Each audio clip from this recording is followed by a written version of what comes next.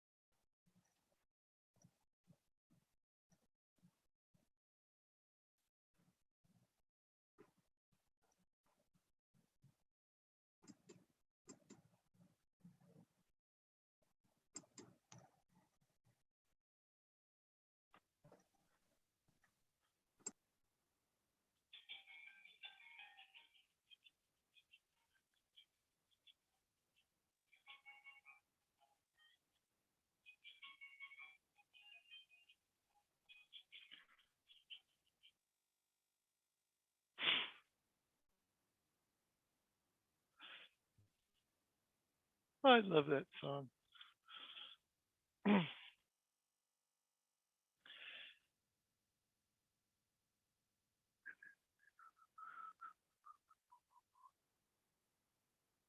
da, da, da, da, da, da.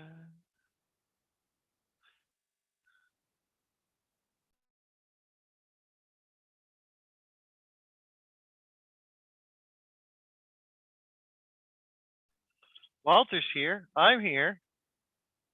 Maybe fashionably on time. Early, no less. Yeah. I'm compulsion. I cannot be late. I'm not typically early, but I'm really late. I like to be right on. I'm on time, no matter what. It's even when I try to be late, I can't do it. Yeah. Well, I can do it if I try. Now, when I try to be late, I'm still early. Oh. It's weird. Yeah. It's my cross to bear in life. Yeah. One of them. Yeah. Good evening, everybody. Hi, Hal. Hey, so looks like we got everybody. There's Beth. Terrific. Oh, according to my computer, we got 1 more minute, so I'll wait just a little bit.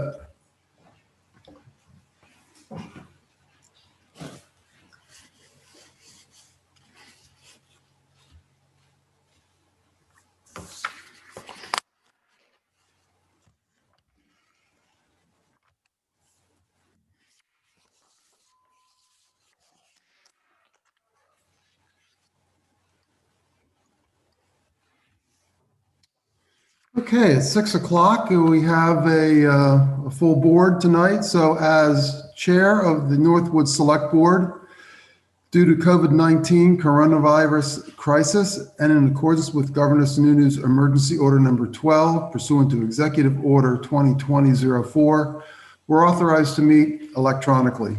There's no physical location. However, in accordance with the emergency order, I confirm the following. A, we're providing public access by telephone, and there are additional ways to access the meeting that includes Zoom, and it also includes YouTube. We're providing public notice of the means to do so. It's on the website. It was also posted, but the website's easier. You don't have to copy anything down.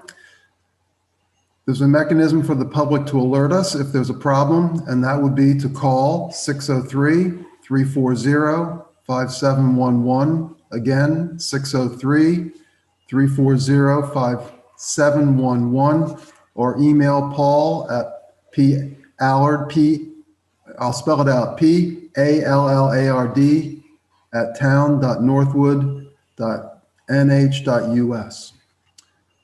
The meeting will be adjourned if the public does not have access. Note that all votes will be taken by roll call. I'm going to start with the roll call for attendance.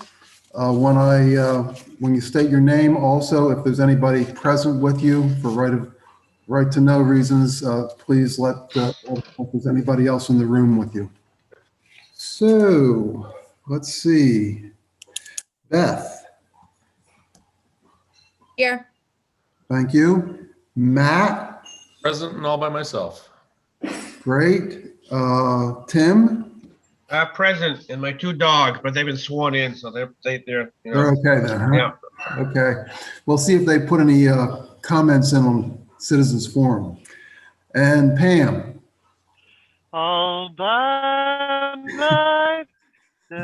Come on, where's the cat? Don't wanna be. You know there's a TV show called American Idol, right?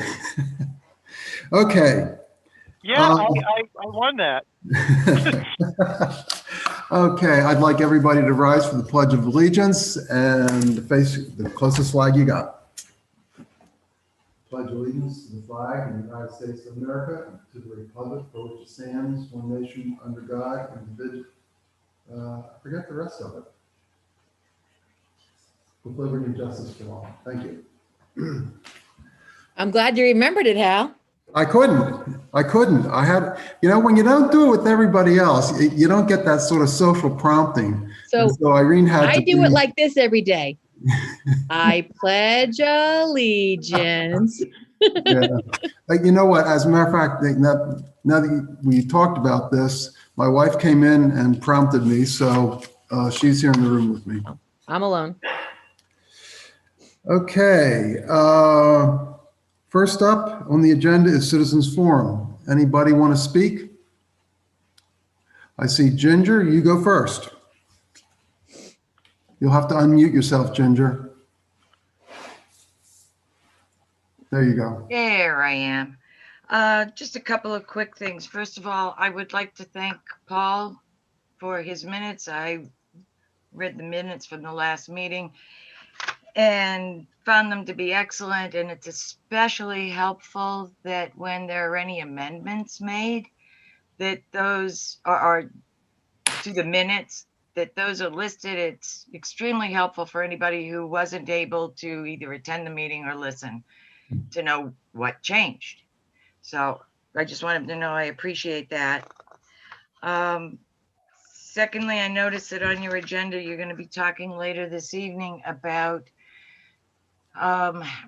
possibly adjusting COVID restrictions and that kind of thing. I would just like to voice my opinion that since all state employees are now back in their offices, working in their offices with or without masks, that I think it's time that the town begin to start opening up the library as well as town hall.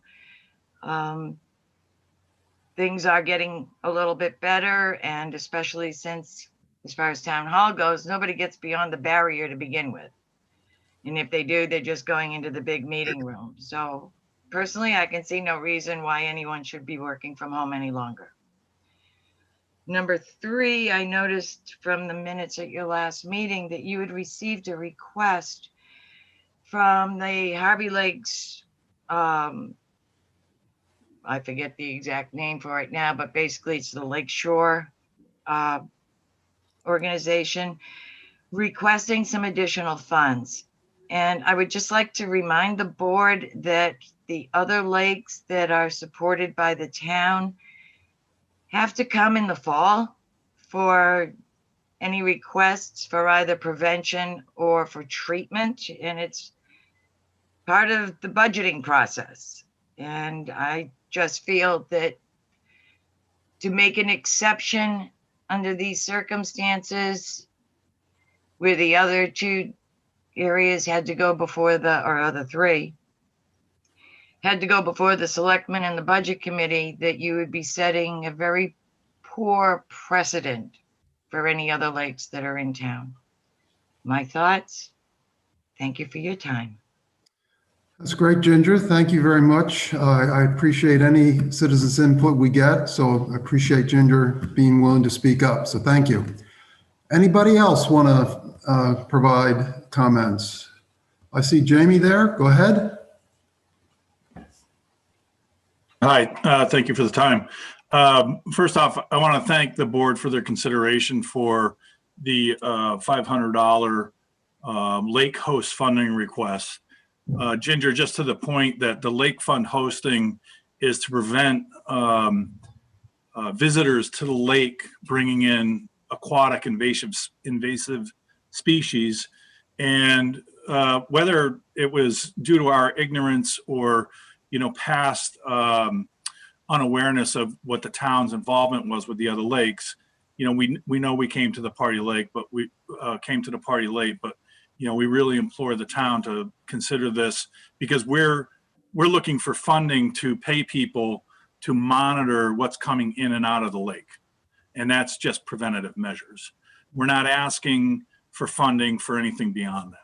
And then the second thing I'd like to say on behalf of the Lake Association is, what guidance do we need from you to take the next steps at remedying the issues with the dam and the boat launch? And if we could get on a future agenda, perhaps a visit from the Board of Selectmen to the boat launch to physically see the challenges that we face in the community. That's it. Hey, thank you, Jamie. Just so everybody knows, under old business coming up, we do have the Harvey Lake Association Lake Host funding request on the docket. So we will be covering that, but I will continue to accept public comment at this point. And Tim, then, Just make sure you saw Kim hit her hand up. So. Oh, okay. Yep. No, she's in a different quadrant than you're pointing for me, but I did happen to see it this time. Okay. So Kim, you're up. Thank you. Thank you, Tim. I'm Kim Mitzel. I'm the Lake Coast Coordinator for the Harvey Lake Watershed Association. In answer to your concerns, Ginger, we never knew there were funds available. We've never asked for funds because we've always kind of made do. Due to a change in the formulation for the grant that comes from New Hampshire Lakes, we received less this year.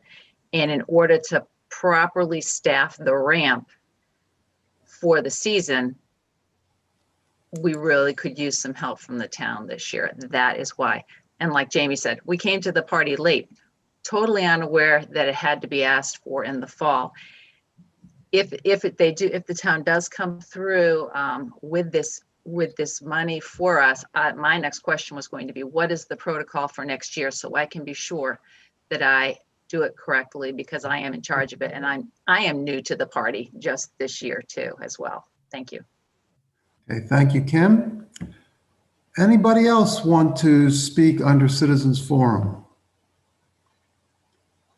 Okay, I don't see anybody else, and I'm not getting any indications from anybody else that somebody's trying to get in to the meeting. So we're going to move on. And as I said, for several of you that spoke, we will have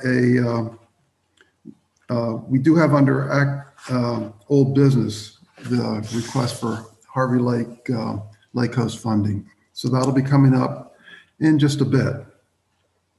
At this point, I'd like to move on to ongoing business. That really has a couple components. The first is to approve the minutes from April 27th. To get us started on that, does anybody have any edits or comments or changes that they'd like to suggest before we get into the motion? Matt? So on page 6, line 24, the motion that was made by Tim, I just think we need to clarify what that motion was a little bit, because the language of the motion basically as it's written gives Hal authoritative power over the entire town at all times, no matter what. And as wonderful as that might be, I just want to clarify that we're talking about within the context of an emergency when the board is not able to gather a quorum. Yeah, I think His crown should be in next Thursday. I gotta go pick up Coffee Concord, so his staff. Excellent point.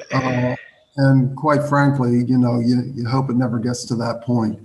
So how do you want to clarify it, Matt? Do you have some specific wording, or what do you want to do? I think if we simply added something to the effect of in an emergency situation, with the inability of the BOS to convene a quorum, tack that somewhere in the middle or the end. Walter, you got language for it? Okay. Yeah, I think, Walter, do you have any input in terms of specific wording, or is that okay with you? well, if you remember, but what we were doing here is updating the continuation of government, and the motion actually was to just have Hal in the first position in that plan and not to give him carte blanche authority. So I think if we just simply clarify that, to allow or to place Chairman Kreider in the position as number one on the continuation of government plan, then I think that would probably take care of that. Perfect. You comfortable with that, Matt? Yeah, very much so. Do you think we should make a fresh motion to clarify that, or are we good in terms of intent here? I don't think it needs a clear motion. I just think the minutes need to be clearer. So, because it is in the body of the discussion, specific about the purpose and so forth. Okay, so it sounds like you have the gist of what we're trying to do. We'll take that as an amendment, and you can help Paul with the wording, after the fact here. Yes. Anything else that somebody wants to bring up? Okay, here, not seeing anything else that's coming up. I'm going to ask for a motion to approve the minutes as discussed with the amendment that we discussed. Do I have that motion? So moved. And a second? Second, thank you. Any further discussion? Hearing none, we'll do a roll call vote. Beth? I abstain. I wasn't here. Okay, correct. Yes, thank you. Matt? Yes. Tim? Yes. Pam? Yes. And Hal is yes. Okay, thank you for that discussion. I thought that was pretty good. Okay, now we're going to move on to the consent agenda. Walter, do you want to read off what's on the consent agenda, please? I'd be happy to. So the consent agenda for May 11, 2021 includes the accounts payable manifest dated April 30, 2021, batch number 17557 for $25. The accounts payable manifest dated May 12, 2021, batch number 17583 for $538,679.54, and that includes a payment to the school district. The payroll manifest dated May 5, 2021, batch number 17560 for $72,540.67.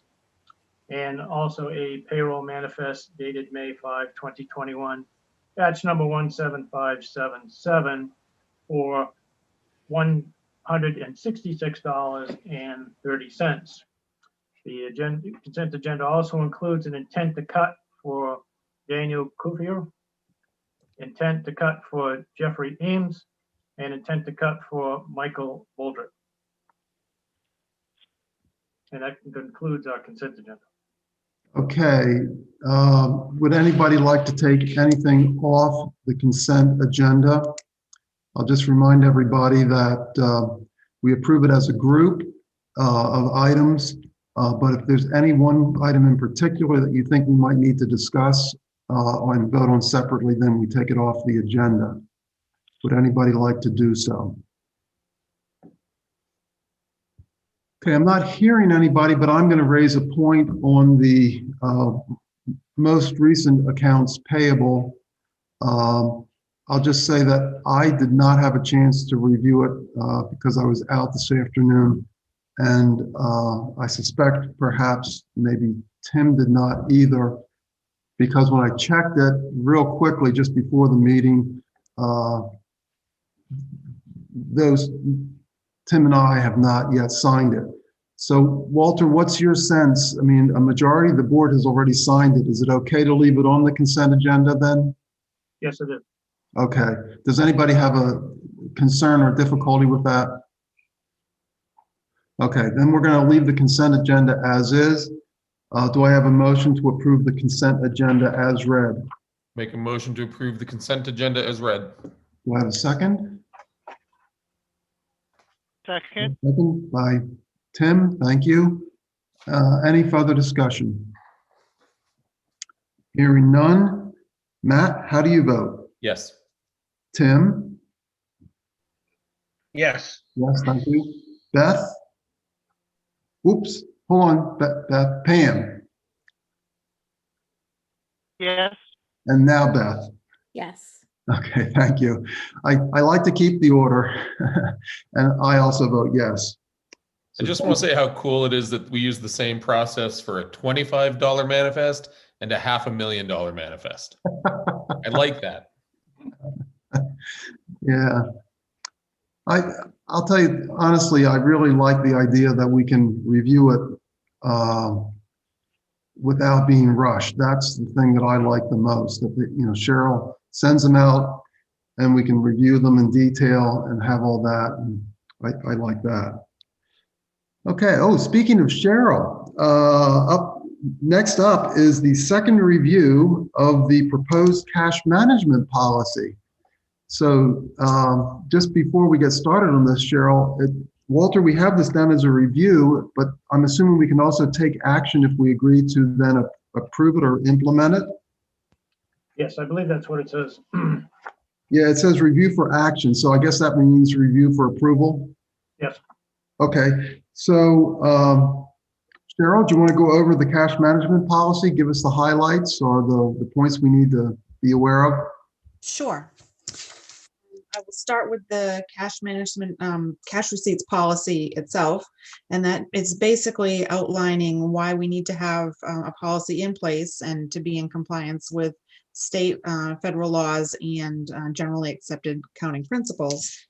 And it's just kind of under general policy, just states where funds that are coming into the town, who's responsible for making the deposits. Town clerk, tax collector's office has authority from the treasurer to make deposits daily from their office because they bring in the majority of the cash on a daily basis. And then other departments are to bring their deposits to the finance office at least on a weekly basis, but more often if their value of their deposits reaches $500 or more. And then assuring that all customers that receive that are paying for any services they receive will receive a signed pre-numbered receipt to show that they paid. And all cash accounts will be reconciled by the treasurer and the finance director on a monthly basis. And it goes on to talk about cash boxes for the departments that do take cash for payments, and which departments have cash boxes and the dollar amounts that they are allowed to have. The return check policy is that any checks returned from the bank will be assessed a $25 fee. And then any checks that are returned will have to be made good in the form of cash, money order, or bank certified check. And then the rest of the policy is just the stating that there are also administrative rules that go along with it, and that implementation, anybody will have to sign that they have received and read the policy, and then that will be kept in their personnel file. So if we go on to the cash receipts administrative rules, it gives a much more detailed breakdown of deposits that come into the town, the kind of information that we're going to be collecting on the deposits and entering into the fund accounting system, and breaking down further the cash box procedures. Town clerk, tax collector's office will have $100 available to make change. Police department will have 30, and town hall will have $30. And there's a procedure in place for random audits of cash boxes done by the finance director and the department head of whichever box is being audited. And then a further breakdown of the process of return checks, that when we get a notice from the bank that the check has come back, the finance office will include it on a return check log, send a copy of it to whichever department received the check originally, and a letter will go out to the person who made the check, advising them that they have 2 weeks to make good on the check and also cover the $25 penalty fee. If there's no response after the 2-week period, then a certified letter is sent out, and they have 2 more weeks to make repayment.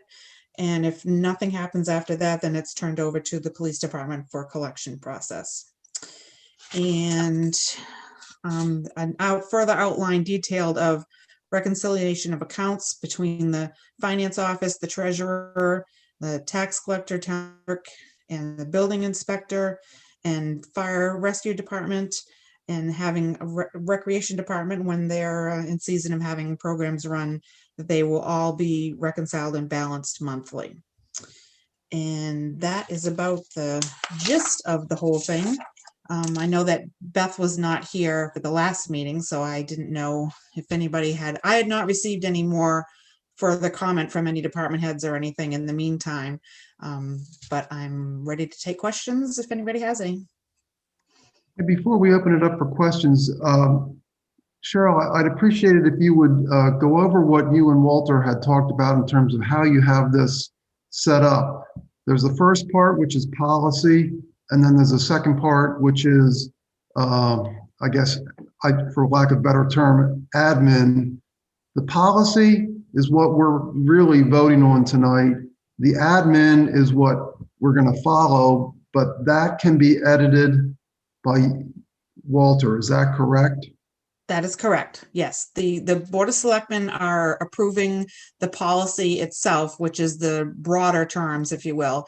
Right. And then the day-to-day functioning of the processes is under the administrative rules, which Walter would be able to alter without coming back to the board for a whole redo of the whole policy again. Okay. And then related question is, or point, you stated this is for all departments, no exceptions. Is that correct? That is correct. Okay. I just wanted to make sure everybody was aware of those key points. Does anybody have any questions or comments on this? Pam. Oops, I'm sorry. Did I miss some? I saw Pam first. Let's let her go, and then I thought I heard somebody else. Can I go? Yeah, please. Sorry. Yeah, Walter, as standard operating procedure, if you were as an administrator to make a change to the administrative rules, would it be you would notify the board that you've made a change, or would it be before the change, after the change, that type of thing? Once the rules were amended, the board would be provided a copy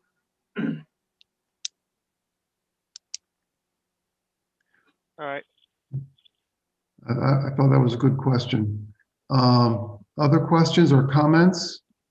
Oh, Matt, yeah, okay, thank you. But just a quick comment, it's actually more so on section 5 of the rules. I know that we've got a fair amount of money coming into the transfer station, and I'm wondering if you would think there needs to be a separate reconciliation of money in and out of transfer. Well, I guess it's only money in for transfer station.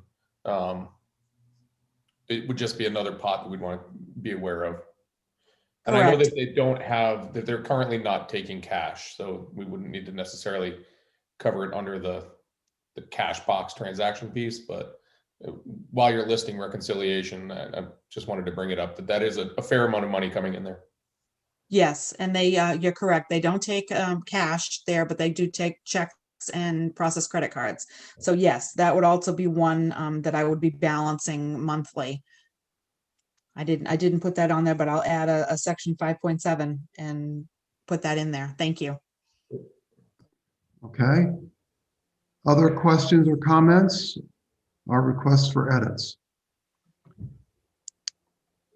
Okay, so Cheryl, it sounds like Matt's request is fairly straightforward. It doesn't sound like there's any real question to that. It's just merely an extension of everything else that you've written. Right. Are you comfortable with us approving this based on that change being included? That's a rule. It's not part of the policy. I was gonna say, we can still pass the policy and then Walter will just. Wow, it's gonna start right away. Okay. Okay, well then in that case, do I have a motion to approve this policy? I'll make So that moved. motion to improve the policy. I think we have to give it to Tim. He said it a little quicker Give than the other one to Tim. you're in a 2-second delay. Walter. And if you could, please include the effective date today in the motion. Yeah, Tim. As of May 11th, 2021, I make a motion to accept what's the name of it? The cash receipt administrative rules. Okay, and Pam, you're still willing to second with the new date? I will second. Okay, great. Any discussion? Nope. Hearing Very nice, none. Cheryl. Tim, how do you vote? Yes. Pam? Yes. Beth? Yes. Matt? Yes. And Hal is yes also. Okay. Thank you. Thank you very much for that, Cheryl. And Thank you, now we have a proposed amendment to the employee health and dental buyout policy. Cheryl, I think this is up to you. I think I got that one. Oh, sorry. Walter, I think it's up to you. Thank you. So as discussed at the last meeting, this policy that is in existence now has been the same for, I believe, since 1998. At least that's the latest version I could find. So as I suggested, I think it's time to look at this policy and see if we can't provide a better enhancement to folks to consider looking at other opportunities for health insurance other than the town. And through this amendment, the proposal is to change the current policy from a $2,000 a year annual buyout to what equates to 50% of the avoided cost of the town's coverage of a single person's policy, which as of July 1st will be slightly over $5,000, as our single person coverage is about $10,000 annually, a little over 10,000. So I did check with the school district about their policy as was suggested, and they actually have just a flat $5,000 fee for their employees that have insurance through another source. So I think it will, I've already heard from a couple of employees that applauded the board's consideration and thought it was time to definitely make it more enticing for folks. And if we're able to, shift that burden onto some other entity and benefit the employee, then I think it's worth serious consideration. Okay, so let's open it up for questions now. Go ahead, Beth. So Walter, the $5,000 is for teachers, support staff, custodians, everyone else gets 2,500, a buyout. Thank you. You're welcome. Okay, good info. Other discussion on this? Actually, go ahead, Matt. I just quickly want to speak in favor of it. If it's only going to be cost neutral at worst, positive at best, right? I mean, if we can convince one person to opt out who was not before, then this is a great idea. So, and it benefits the employees. So I'm very much in favor of this. Okay, other discussion or comments on this? Okay, Walter, I do have one. I think you stated it last time, but let's just confirm. This will be ongoing, a percent of the single rate. So we don't have to keep revisiting it year after year after year to keep it current. Is that correct? That's correct. And as much as we'd like to think that the rates would go down, then the contribution will go down. The likelihood is slim and none, I think. Yeah. But as it goes up, it would certainly, again, be reflected in the buyout portion. And we wouldn't get behind like we are now. Okay. Okay, further discussion or comments? Okay, I'm not seeing any. So at this point, I'll accept the motion to approve the employee health and dental buyout policy. Anybody want to make that motion? So moved. We have a second. Second. Second. Okay, we're going to give that one to Pam, I think, this time. Ooh. Okay, so discussion now on the merits of this, and anybody? Well, if there's no discussion, I'm going to call for a vote. So this is to approve the policy, which again, just to remind everybody, is the buyout is now going to move to 50% of the single coverage cost, and it'll increment each year based on whatever the insurance rates are. Just to clarify, 50% of the employer share. Walter? That's correct. Of the town's avoided cost or the employer share. That's correct. Okay. Good point. Yeah. Any other discussion? Hearing none. Pam, how do you vote? Yes. Beth? Yes. Matt? Yes. Jen? Yes. And Hal is yes also. Okay, next up is a review of our guidelines for town buildings and facilities. I will say that the last time at the last meeting we had discussed this was primarily a discussion revolving around the meeting rooms and things like that, and how far apart people needed to maintain distances within the meeting rooms.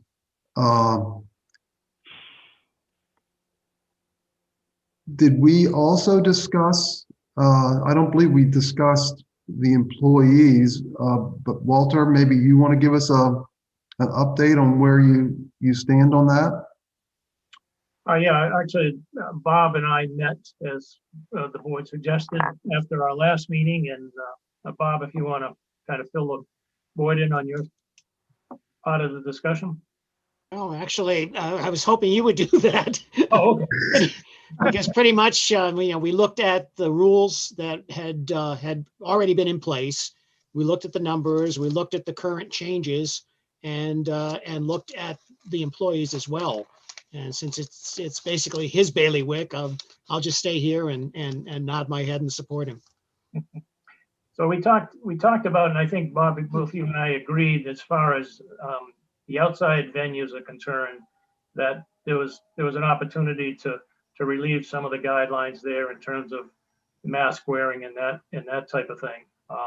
There was some concern about the transfer station where it's still, quite tight in terms of social distancing and so forth, that perhaps that would stay in place. But, we talked about at the, recreational fields and that type of thing, that we would relieve those of mask wearings.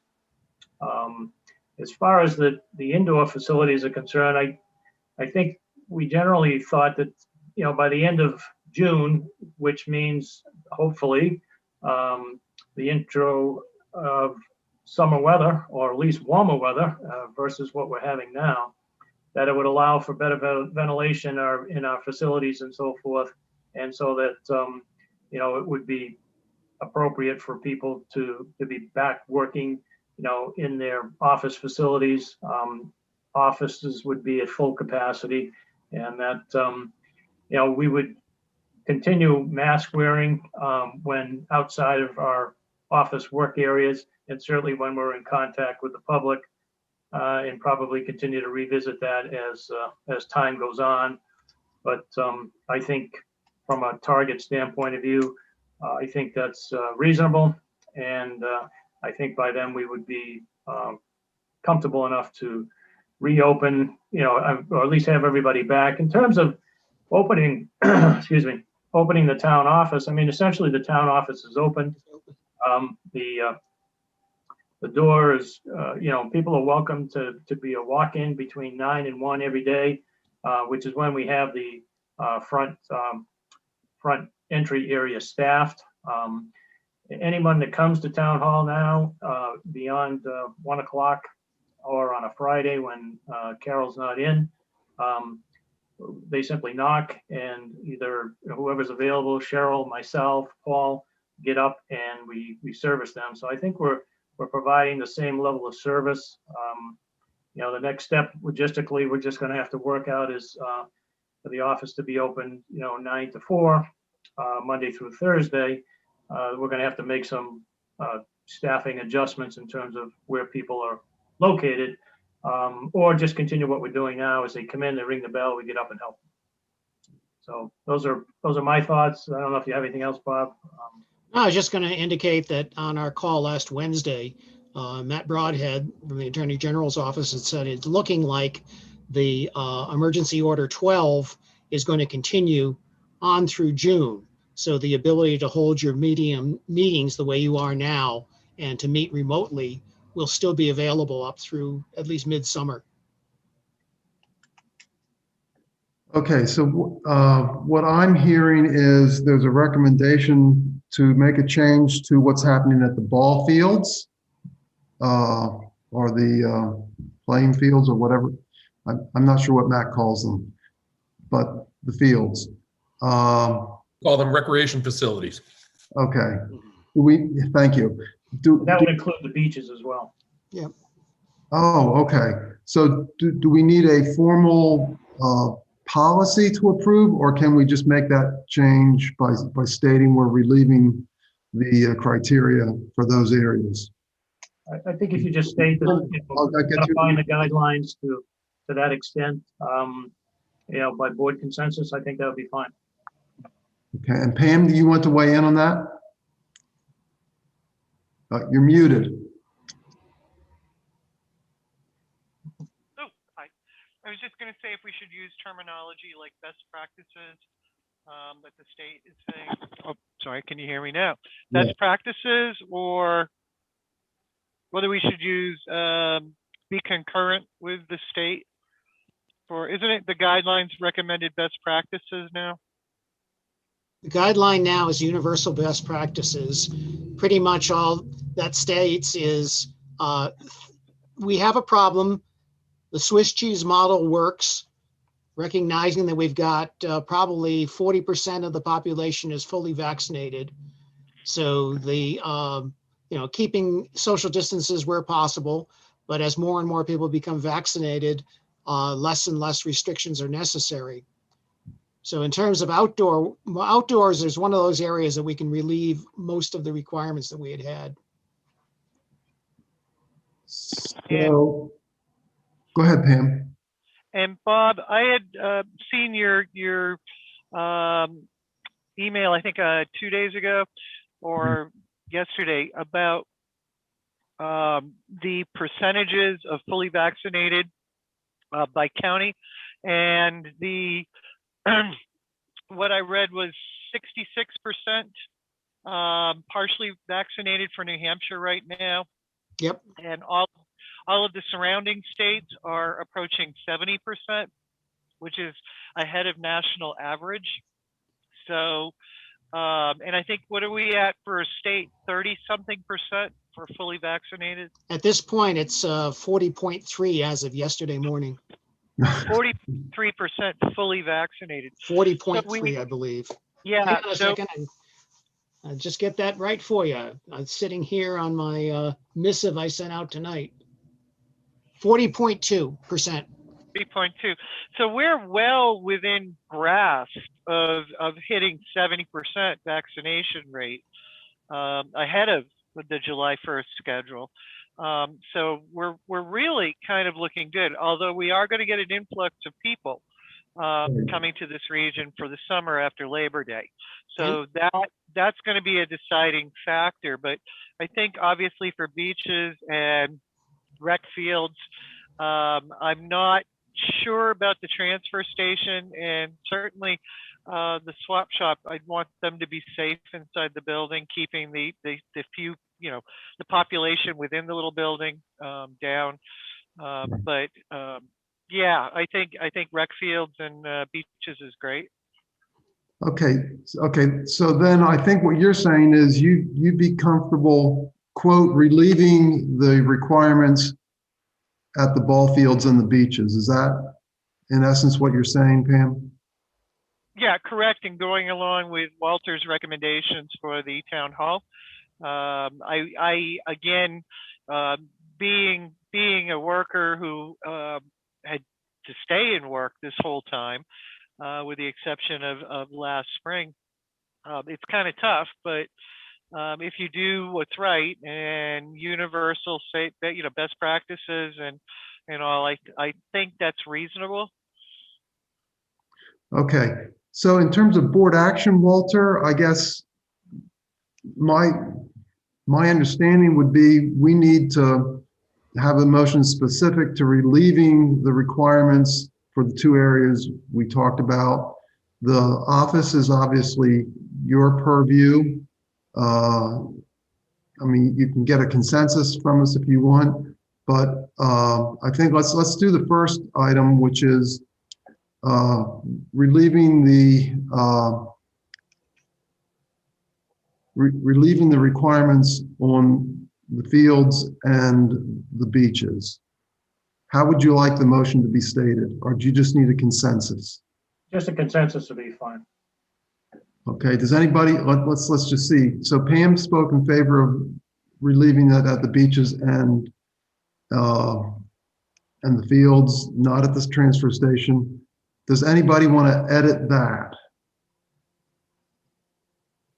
Okay, if not, then Pam? Can we have some just clarification? You said relieving the restriction, so it's not that I am advocating for no mask and woohoo. I'm advocating universal best practices. Right, we go, which is less strict than what we had originally in place. Correct. I just want clarification in wording. Yeah. That's all. Okay, does anybody want to speak to that, Beth? So at the fields, are we saying you don't need to wear a mask like the kids playing the games, or the parents sitting there watching the kids lined up? Bob, can you help us out in terms of what the UBP tells us on that?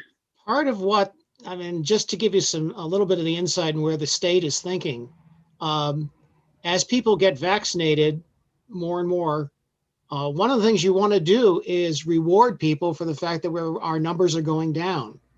And so one of the areas that we can easily take away restrictions is outdoors, because we know that as long as you have decent air movement, the chances of acquiring COVID is low. And so there are very few situations where we're looking at people packing in like they might in a bar setting. at a beach or even at a ball field. So part of the idea would be that our requirements to have masks at the fields probably should go away, just as the states has done for public facilities, state facilities, Outdoors. outdoors. Beth, does that answer your question? Yeah. Walter? I think Matt will confirm that the teams typically have their own policy. Is that correct? Right. And wouldn't obviously have any, jurisdiction over that if the team requires this players to still have wear a mask. That's Right. correct. So for example, the New Hampshire Youth Lacrosse Association, which is what our local club Blackberry Lacrosse belongs to, has guidance that Blackberry then adopts and mostly does require spectator masking. So we'd still have a certain degree of additional protection there. Now, the degree to which those rules get followed at any given moment are murky, but I'm in agreement that I think we can safely remove those restrictions at the outdoor sites like the recreation fields and the beaches especially. And so- I'd actually, and if folks wanted to talk transfer station, I'd be open to the conversation myself.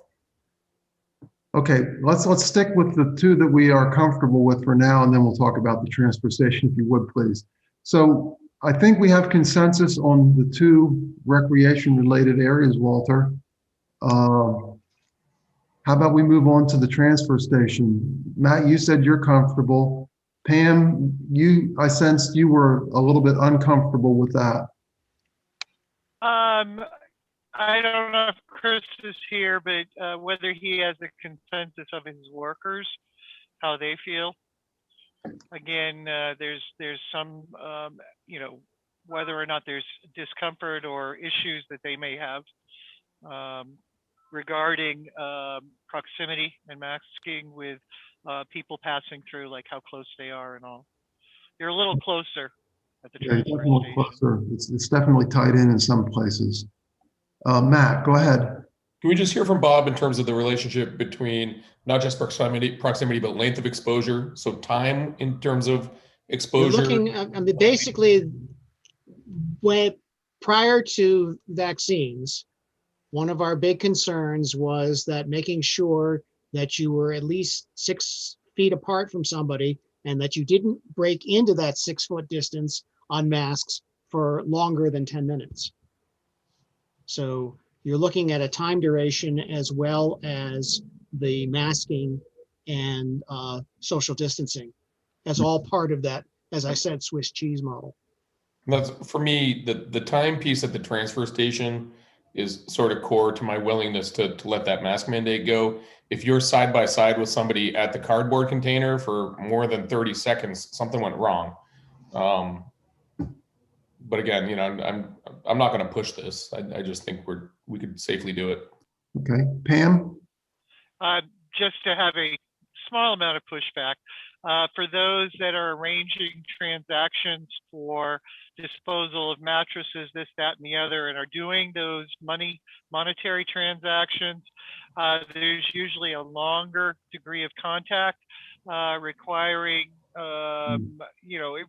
you've got the person like inside the building standing there with the person making the transaction credit card or check. So there could be that 10-minute duration.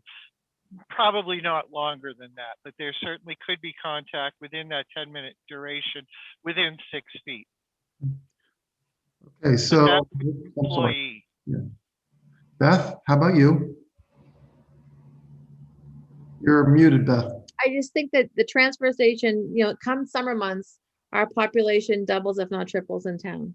So, I would be more comfortable having masks at the transfer station, especially, we're having our employees in the town hall. We're having, I mean, we still have employees there. So, I think, what's at least for the summer, because we have so many more people that come into town.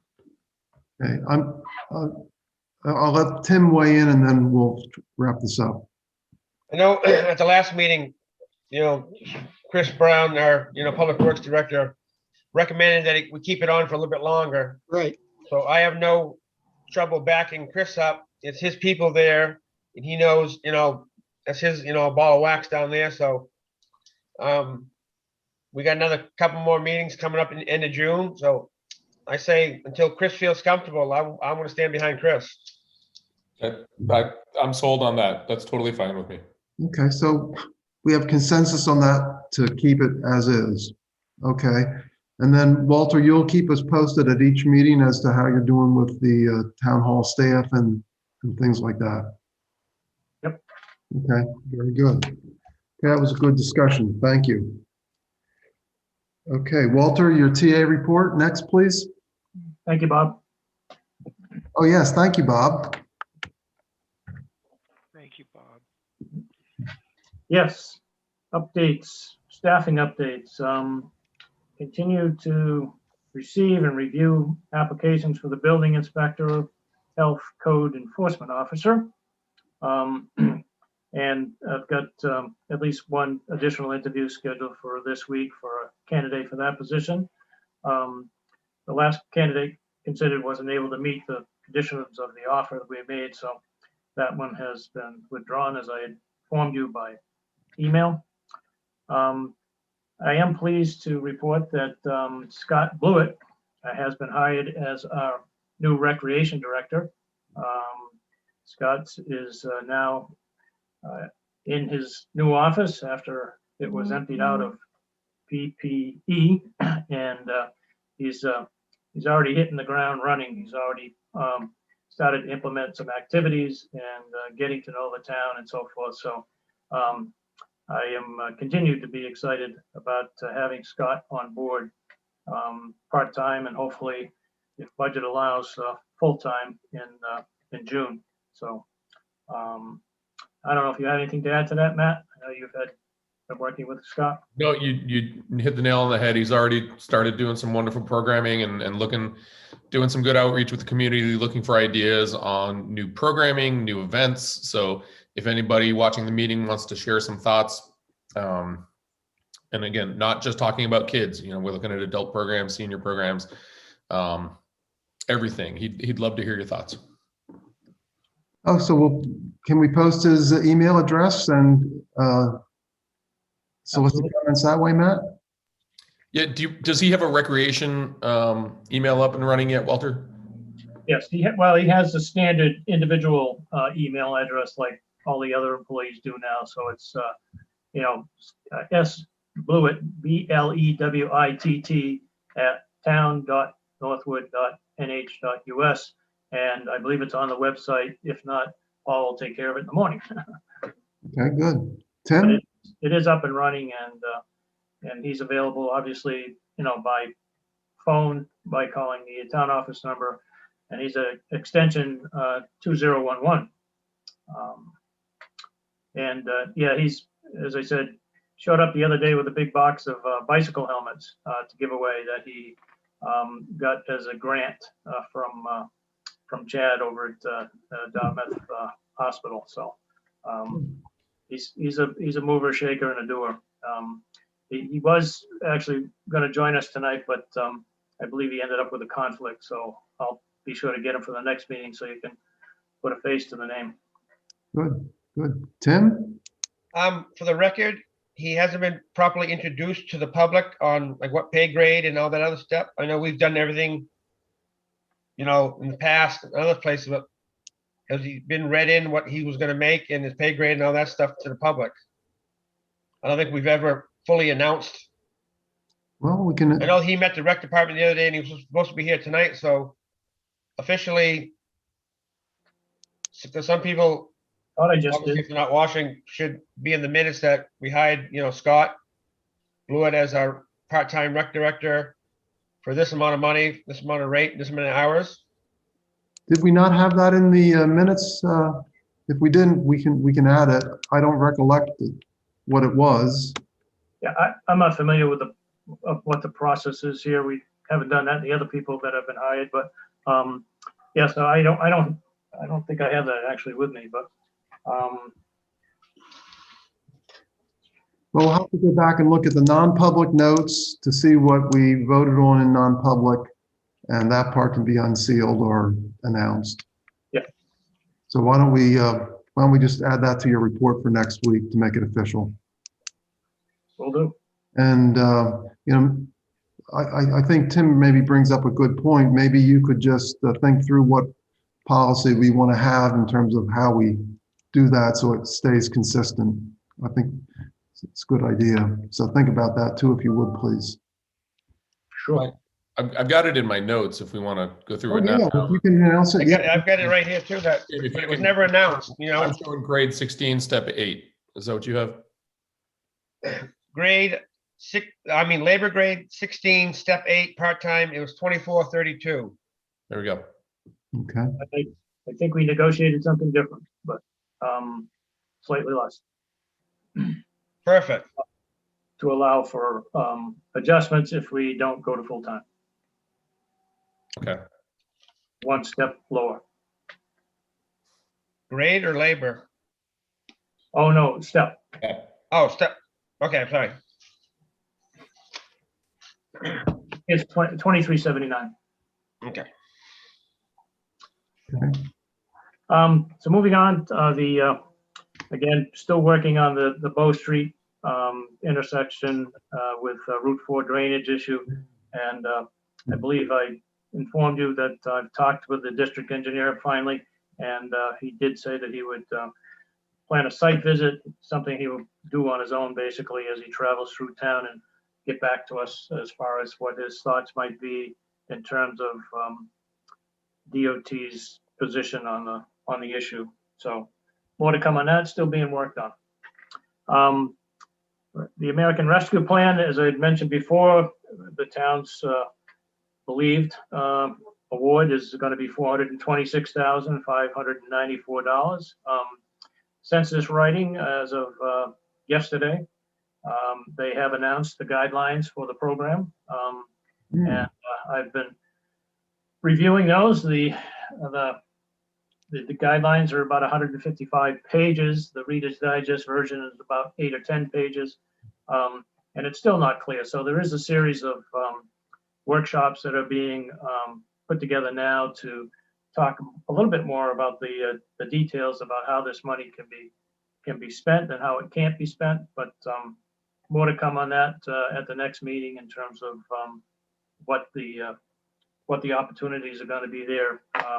Certainly things like broadband infrastructure, continuing to do COVID-related improvements, to buildings, ventilation systems, things like that are all eligible expenditures. So as soon as I get that, I'll forward that out to the board, and then we'll discuss it at the next meeting. Thank you.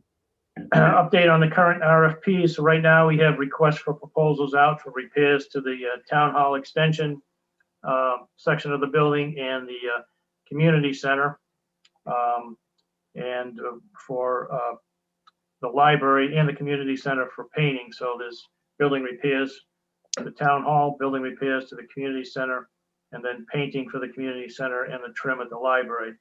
And those are due on May 20. So I'll have those for the board, hopefully have some proposals for the board to look at with a recommendation from the Facilities and Highway Committee at the next meeting. Hopefully. So far, it's been pretty slim response at this point in time, but it's obviously very busy out there right now. So, Yeah. so I just wanted to bring to your attention, I included in your packet a letter from the Rockingham County Commissioner's Office about their budget. And I didn't include the budget because obviously it's numerous pages. I do have a copy of it. And if you would like me to send you a copy, I'd be glad to do it. I'll make you a copy, and you can stop by and pick it up. Be glad to do it, but it's about 47 pages, I think. So I didn't want to, trying to give you a light reading week this week. So, but happy to do that.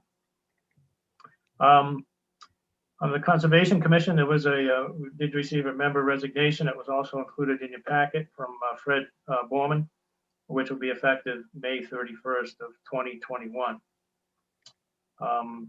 So on this, I would like to comment, Fred has done a lot for the town on the Conservation Commission. He was also available if you called him up or had questions, wanted help, wanted you get input on your forest. And his wife, Nancy, helped us quite a bit at the elections and different things like that. So it's sad to see them moving on. Obviously, we wish them the best, but they contributed, both of them, a lot to the town. So we'll miss them. Do I have a motion to accept his resignation with regrets? Please. Okay, Beth, and a second, please. Okay. Do we need I guess we'll vote on it. All those in favor? Oh, wait, no, we'll do it roll call. Beth, Yes. Matt, Yes. Tim, Him or Pam? Yeah, yes, thank you. and Pam, Yes. and Hal is yes. Thank you. As I said, we'll miss them. Okay, moving on to some new postings. As a result of some recent board action, we have now posted the no parking signs along Bow Lake Road on the west side from Sherburne Hill Road to approximately 100 yards beyond the entrance to the sports field. And then we've also posted the athletic facilities on Route 4 as voted by the board to be closed from dusk until dawn every day. Hold on a second, Walter. I think Tim has a question on this. Does Glenn know that now that we've got that posted? So he'll be aware of these all coming. Okay, thank you. Yeah, just want to double check. On both actions. Yes. Yeah. Okay. In your package, there's a board request for approval of a application for a liquor license for off-premise sales of alcohol at 546 First New Hampshire Turnpike. This is as a result of a transfer of sale of the business at the mobile station.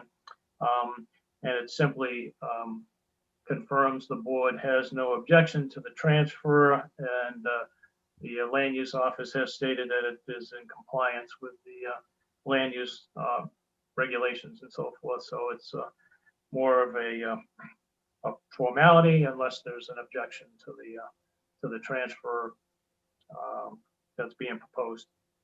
Any objections? Okay, I'm not seeing any. Oops, Is that a Tim, did you want- consensus? You need a motion that we all set? Just I need a motion and need authorization to have the chairman sign on behalf of the board a Okay. letter of approval. Does somebody want to make that motion? So moved. Thank you. Second by Tim. Discussion? okay, you said you need Hal needs to sign it, or you, Walter? I mean, It's Hal. okay, yeah. Okay. Any further discussion? Hearing none. Matt, Yes.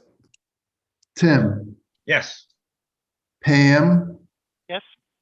Beth, Yes. and Hal is yes also. Okay, thank you, Walter. What's next?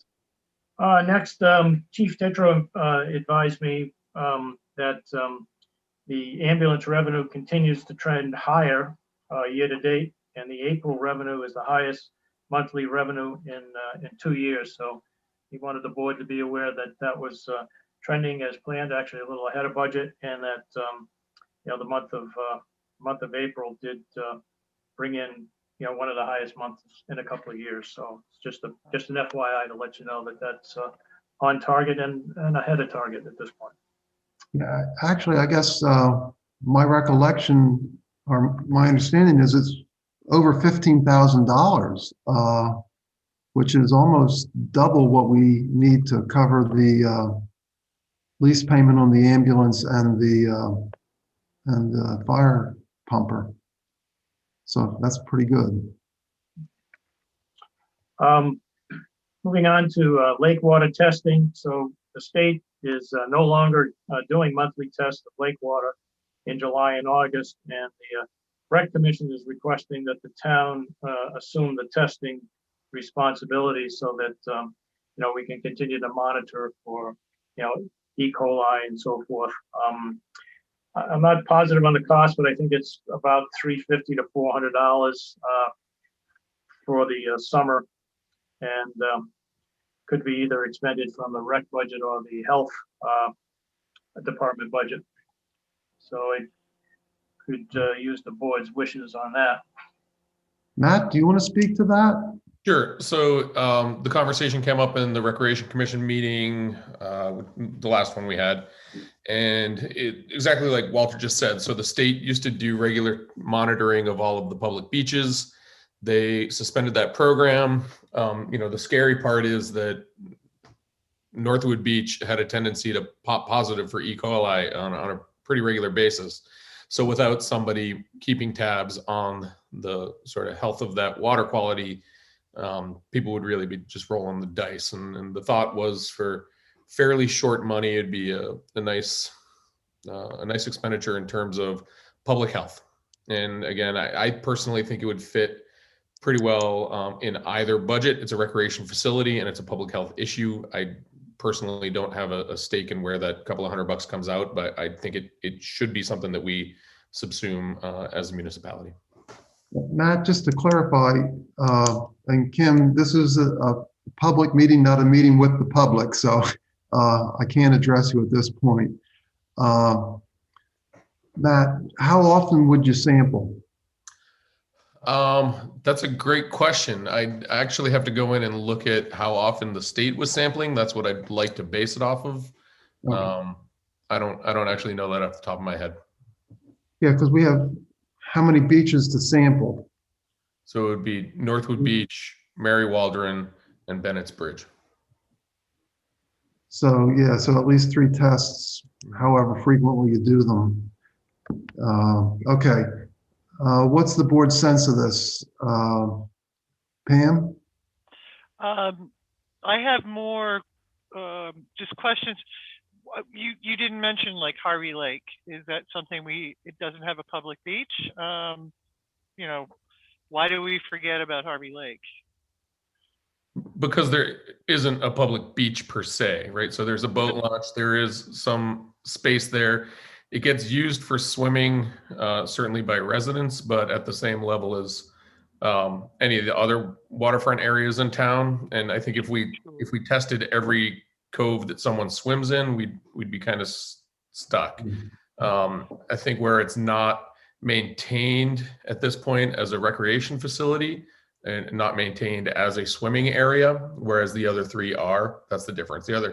They have buoys, they have lines, and they're maintained in terms of sandy beachfront with parking, et cetera. Good point. I just, as devil's advocate, would say that it's public safety.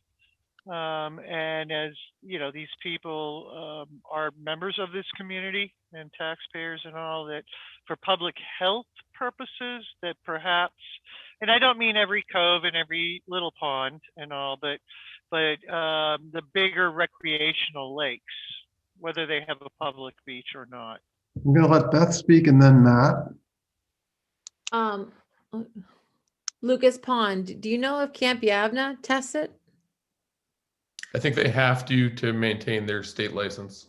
Would we be able to at least get the results so we would know that, if it's being tested, that we would know and we're not? I'd like to think they'd share. Yeah.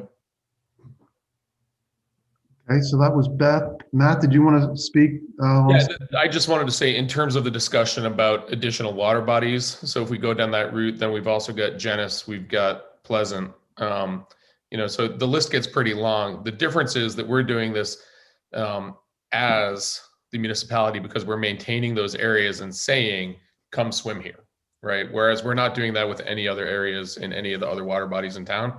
I think if the watershed associations want to take that on themselves, great. I think if individual residents want to do it, great. I think the difference is that we're basically inviting the public to participate in that activity at those 3 locations, not at anywhere else. Yeah, I would also add that a lot of boat ramps prohibit swimming because of the danger of boats backing in, vehicles, et cetera, et cetera. Anyway, Walter, you want to speak?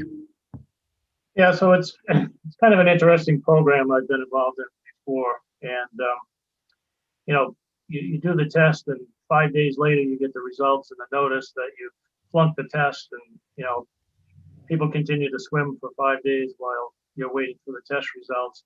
And then once you do test, before you can reopen it, you have to run around and post it. Then you have to continually retest until you pass the test before you can open it again. So opening it up to numerous water bodies could get really, really expensive if we're doing, you know, multiple tests, plus the fact that I'm not sure who's going to do it at this point in time. Perhaps Scott might be, you know, be the most logical person. I did try to have a conversation with Colleen about it, but we were unable to connect in order to kind of work that out in terms of whether it would be something that she would be interested in doing, but you know, under her, you know, position as the health officer. Matt? So he would also potentially be a good fit for the beach attendants to take those samples, if not to drive them out to Concord, but at least in terms of doing the sampling. I thought that was the policy in the past. Okay, well, it sounds like there's consensus at least to do the beaches, since that's where we invite the town folk to swim. So Walter, how do we do this, by motion or just consensus? Just by consensus. I just, you know, again, unanticipated expense, unbudgeted. So I just wanted to, you know, the board to weigh in on, number one, continuing the practice, and number two, finding the money in the budget, you know, either under recreation or under the health budget. Okay, Tim? I would like to know where it's coming from right now before we, you know, I'm all in favor, but you know, if does the recommending it, so we take it out of, you know, that or the health. I'd like to know right now where we're going to get the money from before we proceed. Matt, do you want to make a suggestion where it comes from? You were ambivalent. Do you want to pick one? Yeah, I mean, to me, since the suggestion came from recreation, it seems to me that's probably where it should come out of. If the health inspector had decided this was a big deal, then I would expect it to come out of health. I think as long as that number is generally correct, then that can be, you know, managed. Okay. You comfortable with that, Tim? Which line? That's. Yep, I'll do the, you know, the 3 beaches out of the rec. No, no, thank you. I Okay. support the 3 beaches, and that's it, you know. Okay, so Tim's making a motion to fund the testing for the 3 beaches. Do we have a second on that? Through the rec. Through the rec, yes. With Walter to consult as to exactly which line item. Oh, yeah. Yeah, he'll help pick that out. Okay, we have a second from Beth. Is there further discussion? Hearing none. Tim, how do you vote? Yes. Pam? Yes. Beth? Yes. Matt? Yes. And Hal is yes. Okay, next item, Walter. Okay, the next item is the, it was in your packet as well as the 2020 Department of Revenue Administration Equalization Valuation Report.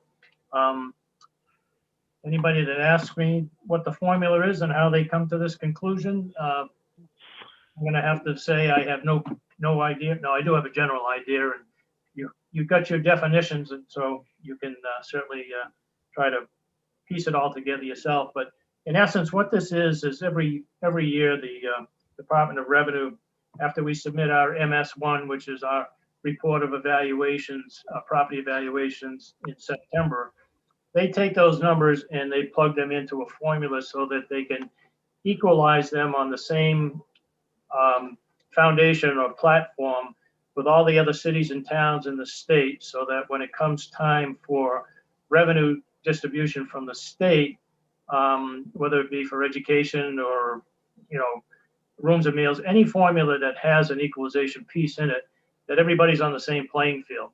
So obviously, I wanted to bring it to your attention just so you know what the number is for this year, which is the $695,283,440, is our equalized valuation in comparison with all other communities in the state of New Hampshire. So that in $1.50 will get you half a cup of coffee at McDonald's. But no, again, it's important so that a towns, for instance, that doesn't have their valuations at 100% might be at 80% or 90% might fare better when state aid's being doled out, as opposed to a town like us that's at 100% because of a recent reevaluation and so forth. So Keeps things fair is what you're saying. exactly, it levels the playing field so that everybody is on an equal field, so that the distribution of revenue is equal, at least from a calculation standpoint of view. And I'd be more than happy to invite Beverly Kennedy, who's done this for 25 years, and she'll explain it to you, but I can assure you it'd be a long meeting, and we probably would, well, fall asleep halfway through. Okay. But she's, Okay. Next item. Oh, I guess next is just the meeting schedule. Walter, go ahead. yeah, just the meeting schedule.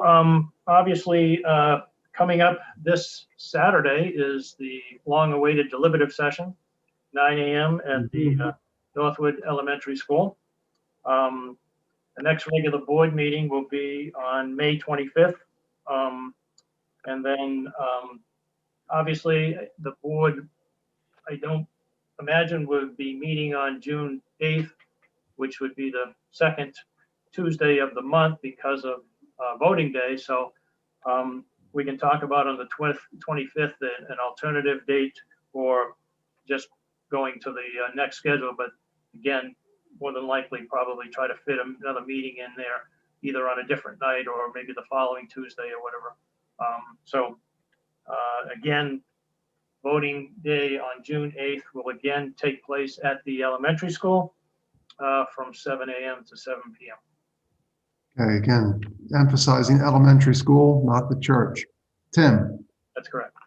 Is Chris all set, knowing Saturday's coming up, for set up for Friday or Saturday morning? He's all. Yep, just like the school. Yep. Yeah, and related note, I saw Keith sending out a note for Yep. help and stuff, so that was good. Matt, did you want to add something? I was just, what time should we plan on showing up as a board on Saturday? What time would you like us there?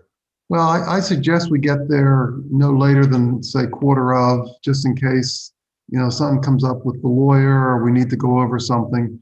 My expectation is we're relatively prepared, but you just never know. So showing up right at 9 probably wouldn't be real good. So I'd say quarter of, please. You're comfortable with just 15 minutes? I mean, we can't sit there and do anything or else it'd be a meeting. So. Yeah, I think we just, you know, get there, be able to get settled. And like I say, if the lawyer discovers some, you know, part that we need to have prescribed wording and we need to discuss that or something, we can address it then. Great, thank you. Anything else, Walter?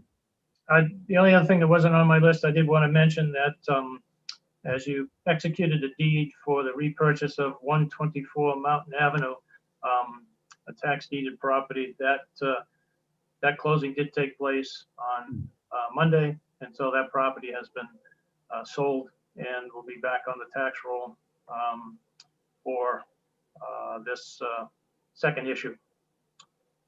So another one off the list, Beth. At least we got it off the list before the shooting occurred down by the house. Whoa, whoa. Yeah. Okay. Okay, well, thank you, Walter. Appreciate it. Okay, now we're going to move on to old business.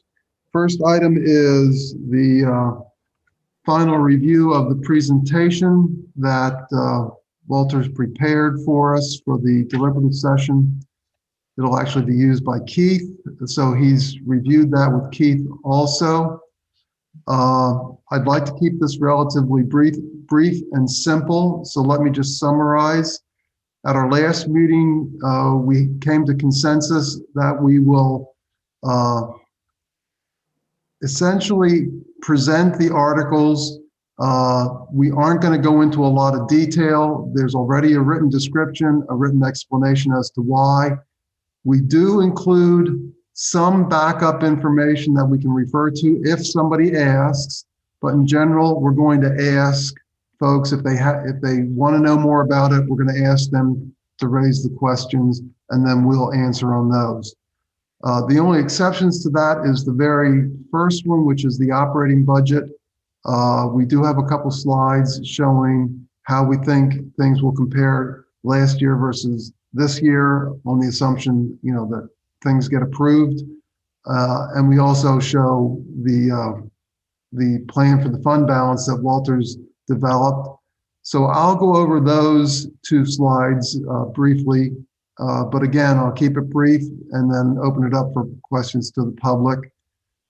The only other ones that I think we should maybe say something additional are the ones related to the bicentennial fund, where we're making some changes and requesting an amendment, as well as on the following one that's related to it.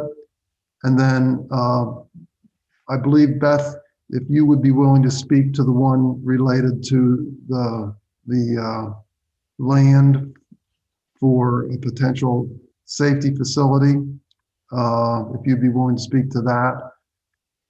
I believe we have it all covered. But does anybody want to make any adjustments to what I just talked about? Okay, if not, Walter, I really do appreciate the work you put into the slides. I think they're looking really pretty good. And did you want to mention something else?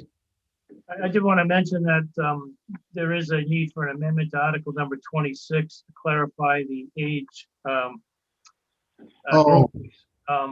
Right, I can speak to that. That's a more technicality, but yes, we need to make that change. Yeah, I just wanted to, because that was new. That was something that was discovered between last meeting and this meeting. So just wanted to let everybody know that we just have to tweak the age groupings on a couple of the groupings to make it clear as far as the eligibility ages are concerned. Yeah, everything else pretty much, as I said, as you mentioned, I did speak with Keith. He also provided, and I provided in your package, his rules for the meeting, which I think were quite clear and concise. And, basically, I think we'll be pretty much, ready to go. We'll have the town reports available for folks to pick up. We'll have copies of the slide presentation. I believe I will be in a position to help put together any amendments so that they can be reflected in the slide presentation. I did talk to Keith about that, and he said if we can make that work, that's good. And so other than that, if again, this is my first rodeo, so if anybody wants to give me any tips as far as any Northwoodese things I ought to be aware of, please let me know so I don't show up Saturday morning with egg on my face. Well, Just the coffee and donuts was on you the first time. Bring coffee, lots of coffee. Tim go first and then Pam. Go ahead, Tim. Oh, I was to say the coffee and donuts, and probably bring the Mustang if we get a half day, so. Okay, Pam, how about you? Yeah, we had published a voter's guide way back in the after all the warrant articles first, and they have been changed. And my last printout of the warrant articles is from January 22nd. And I know that we've added and amended. So can we get maybe Paul to send us out I know we've got the slides which start at Article 4, but I'd like the whole list as it currently stands with the tweaks and amendments. So, I mean, the one that we posted back in January is still the official warrant. So should be in the town report, right? And it is in the town report, yes. We need to make these amendments at the meeting, Pam, and they may or may not pass. Right. That's the problem. So we can't really make any formal changes until the meeting itself. So like the Article 15 or 14, that whole thing, that doesn't occur till the meeting. So There is no, okay, I got you. have to I ask got you. for that amendment. That's why I feel we need to speak to that one, for example. Right. Yeah. And then we'll publish the voter guide after the deliberative Gotcha. session. Gotcha. Thank you.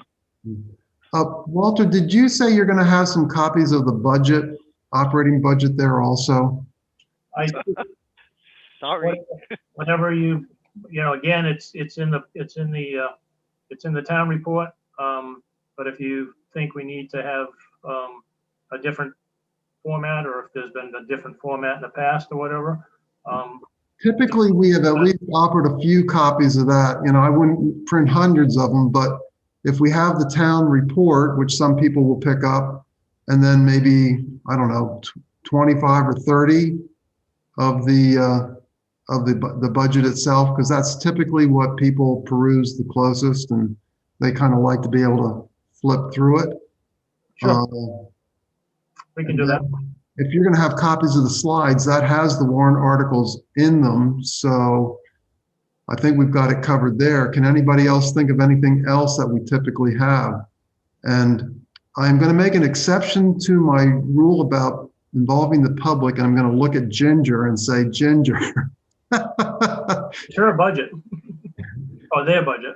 Yeah, but besides a copy of the budget and a copy of the slides, which has the warrant articles, can you think of anything? One of the things that I thought of, and I was sitting here talking to myself, you may have noticed, if you're going to be making copies of the proposed operating budget, which I think is an excellent idea, one of the things that's in the town report, one of the things that's missing from what's in the town report is what was spent in 2020. That column is missing. People are going to ask, okay, so this is how much you had a budget for in 2020. How much of that did you spend? Because you're increasing 2021's proposed budget. So how much of 2020 did you spend? Yeah. Walter, is that something that we could consider, or Matt? Well, let's let Matt speak first. He raises his hand. I'd prefer that someone asks so we can then discuss the fact that spending is going to be artificially low because the first half of the first half of the year, we tried not to spend a dime because we didn't know what COVID was going to look like. So my preference would be, rather than handing them numbers with no context, let's let somebody ask the question and then be able to answer it with some context. Would be How do you feel about that? I have a differing opinion. You're the board. Yeah. Okay. I can sort of suggest to you that while that may work for a couple of people, that probably won't work for others. Yeah. But you're the board. It's your show. Okay. Good luck. Yeah. Beth? I don't agree. I think that we need to be more transparent. I think by having almost $500,000 left over at the end of the year, I think we should have some answers ready for them. I would have questions. Mm-hmm. And I want them to have questions. Yeah. But I want to be able to provide. I want to be able to provide the answer, right? I mean, whereas numbers with no context look questionable. Yeah. And in terms of transparency, every expenditure report that we've discussed is a public document. I mean, it's available. People can be. I'll be in later next week. What's that, Jim? To Walter. Never mind. So let me just go back to my original question. And Ginger, I apologize, but my question really was, what other documents? So we talked about the budget document, and we can argue about what's included. Right. Yeah. We talked about the warrant articles. Was there any other documents that we typically provide? I believe those were the only two that I can remember. Well, I know they're the only two I can remember. Okay, so you're talking about having a copy of the warrant for people who don't have a town report or choose to not look at the town report, correct? That'll be in the slide presentation. I think you need it on paper for people to they're gonna want to keep. No, he's going to have a Typically- copy. He's going to have a copy of the slide presentation, correct, Walter? Yes, for everybody. Yeah. Okay, all right. Other than that, I'm trying to think of the warrant articles. I don't believe that there was anything that a handout would give further explanation about. You know, we're not buying vehicles because that's already been done, so you don't need handouts about that. I'm thinking. I can't think of anything else at this point. Okay, very good. Okay, so Walter, or what's the sense on the board in terms of how we want the budget report? I have to say personally, I'm leaning towards what's in the town report, just because that's the official document, but I'll open it up for discussion. Does that, Pam, did you want to speak? Oh, you're on mute. Walter wants to speak. Oh, I'm sorry, Walter, go ahead. Now, I just wanted to say that I've prepared an analysis of the, the 2020 expenditure budget, and certainly would be prepared to address any questions or provide the information to any board member that wanted to respond to a question. So, we will be prepared. Okay, so we've heard different opinions. Where do we stand? I think Matt and I are sort of saying go with the official document. Tim, how do you feel? As long as we got, the information, 'cause I know some people are going to ask about, like I said, I was gone, obviously my father died and I came back to find out we have $500,000 left over. So it's just kind of, just make sure we got our answers for people. Okay. Pam, how do you feel? Let me check. Okay, mic's on. As I'm kind of like between Beth and Matt saying, yeah, transparency is forthright. It's something we want to see.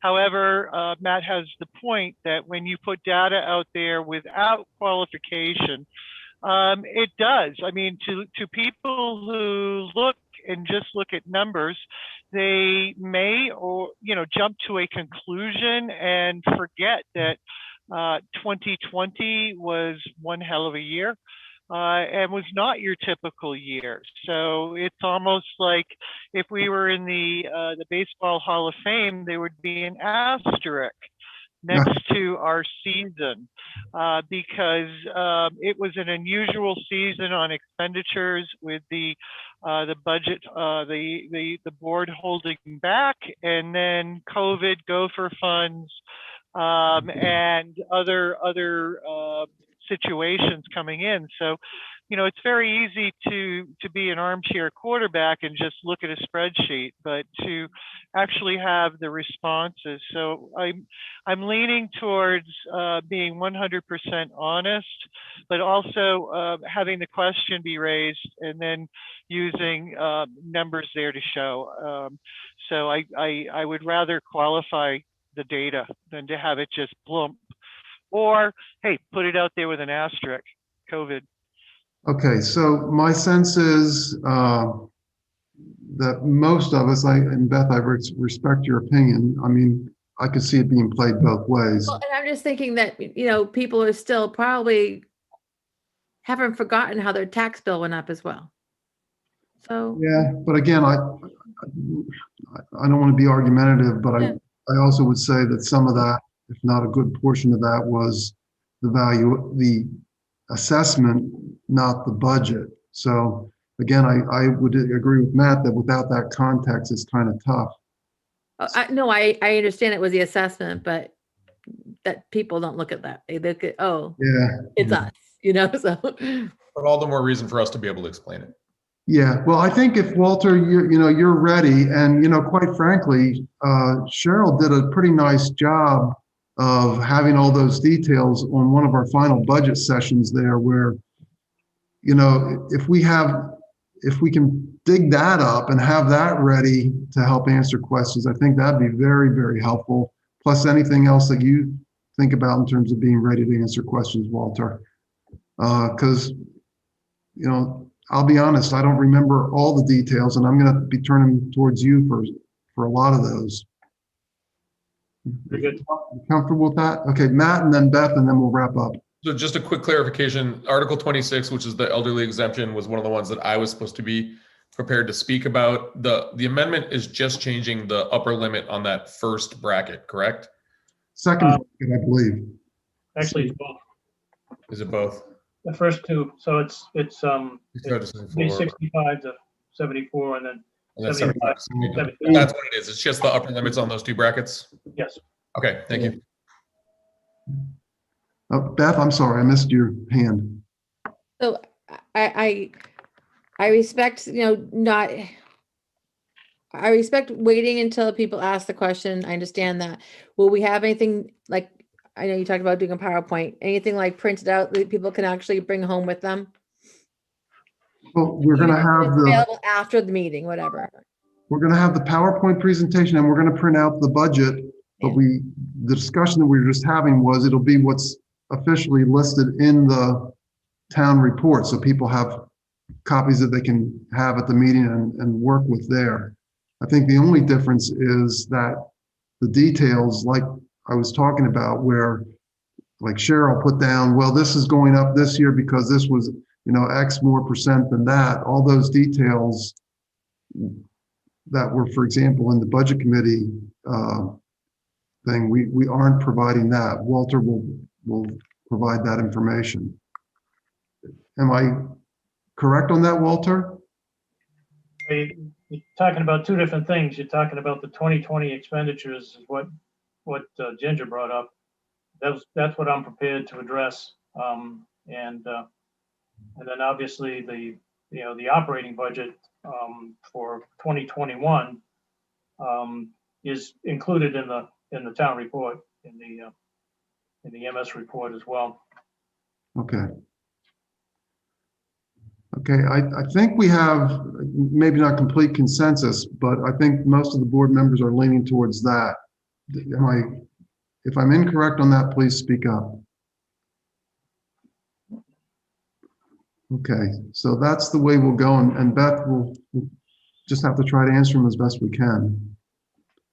Okay, we've got some folks waiting for this next one, so let's move on to it, and then I think we'll take a break. So up for discussion right now is the Harvey Lake Lake Coast funding request. So let me provide a recap.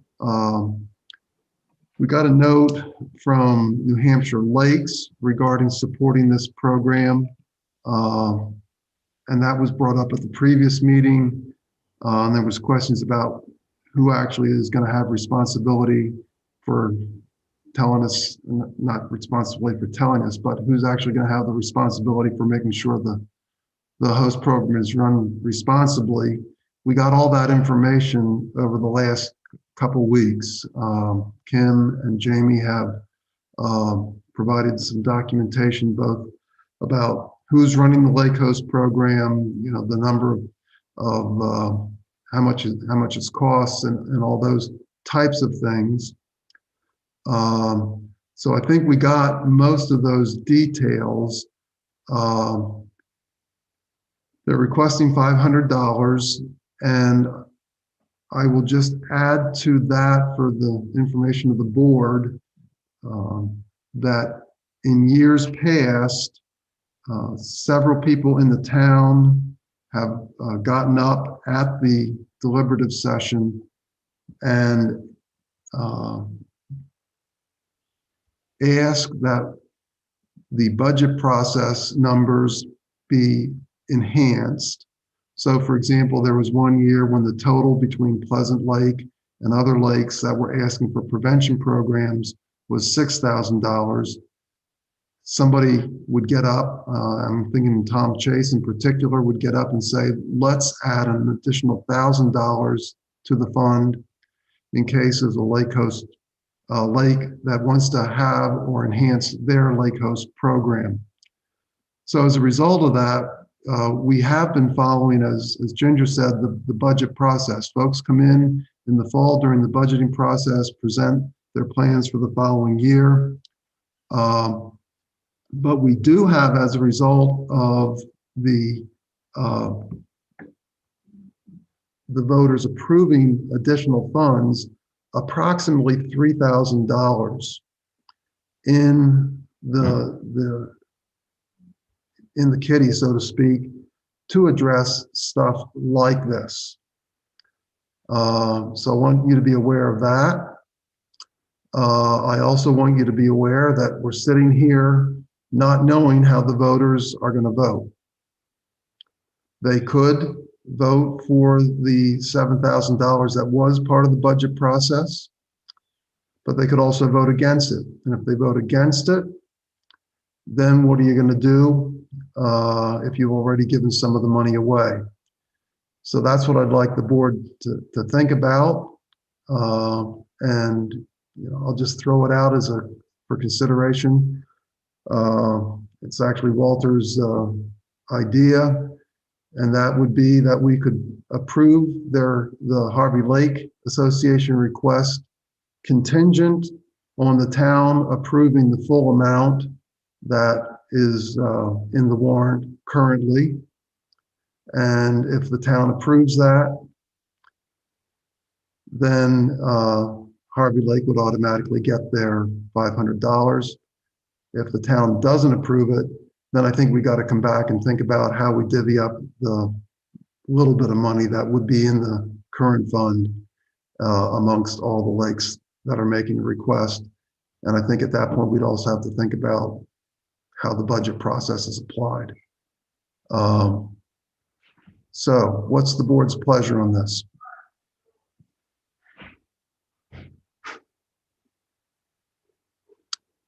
Anybody want to make a motion to do anything, or do you want to just wait? I'm just worried that we have 11 bodies of water, and if we start adding more and more, I mean, that money is not going to cover it. Certainly the money we have now would not cover it. That's for sure. And I think to Ginger's point, the money that we have now, assuming the voters approve what was budgeted, we will be able to support the people that were part of the budget process, and we will still have $3,000 in the kitty that, quite frankly, was put there for encouraging folks to improve their lake host program. So from my perspective, I think we can encourage them, but as you said, Beth, for next year, for the following year, for the budget cycle, yeah, they need to come in and they need to be part of that. Otherwise, like you say, unplanned is kind of difficult. And I don't begrudge them. So what's the board's plan? I mean, I think we should be doing it. So, but I just, we have this much money budgeted for this much water. So. Yeah, well, that's why I suggested waiting and seeing what the voters approve. Because if they approve the full amount, that covers the people that came in as part of the budget process. And that would leave the kitty that we have left like I say, that was put there for this type of situation. Maybe it's a little bit out of kilter, but it was meant to support people like this. Matt? So I guess I got two questions. So that fund, so the Prevention Expendable Trust, are we agents to expend on that fund? I'm pretty sure we are, because we vote, usually after town election, the people that were part of the budget process come right in. Yep. So and we vote to give them the money. So we could expend that right now, right? I guess my follow-up question is, yes. So if Article 18 were to fail, it's listed as raise and appropriate. We're back to no means no. So if Article 18 fails, not only have we not raised that $7,000, we've effectively been told not to spend out of that fund, would be my interpretation. Walter, do you want to weigh in on that? It'd be better if you unmute yourself. I don't believe that's true. I think once you've given the authority when it's originally established, that authority is established. What it means is that you wouldn't be able to use other funds to transfer into that account, for instance, like out of the operating budget or out of some other warrant article that may have funding left in it. So we could expend the balance, but not add anything in from another line, correct? That would be I would confirm that with the municipal association, but that's my understanding. So frankly, the reality of the situation would be that if every public boat launch asked for $500, we'd still have plenty of money left over.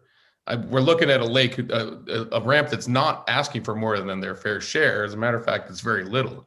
And to Ginger's point of precedent, we set that precedent over the winter when we gave an extra $500 to the food bank. I mean, it was non-budgeted. We decided it was necessary for the public good, and we spent the money. And Mrs. Dole, I can see you're upset, but it's $500 to stop the prevention of a nasty weed that could kill the entire ecosystem. So to me, it's ridiculous the amount of time we've spent on this for $500, and I get it, but they're asking for, it's $500 to do some really good work that when you look at it in terms of those other lakes who are asking for something, if we were to spread out that 3260 evenly across those public boat launches, they'd get more than $500. Well, to that point, Matt, I guess I wouldn't spread it out evenly. I'd spread it out based on number of visits, because that's where the real risk is. How many visits do you get? And so like Pleasant Lake, I mean, they have parking for 40, 50,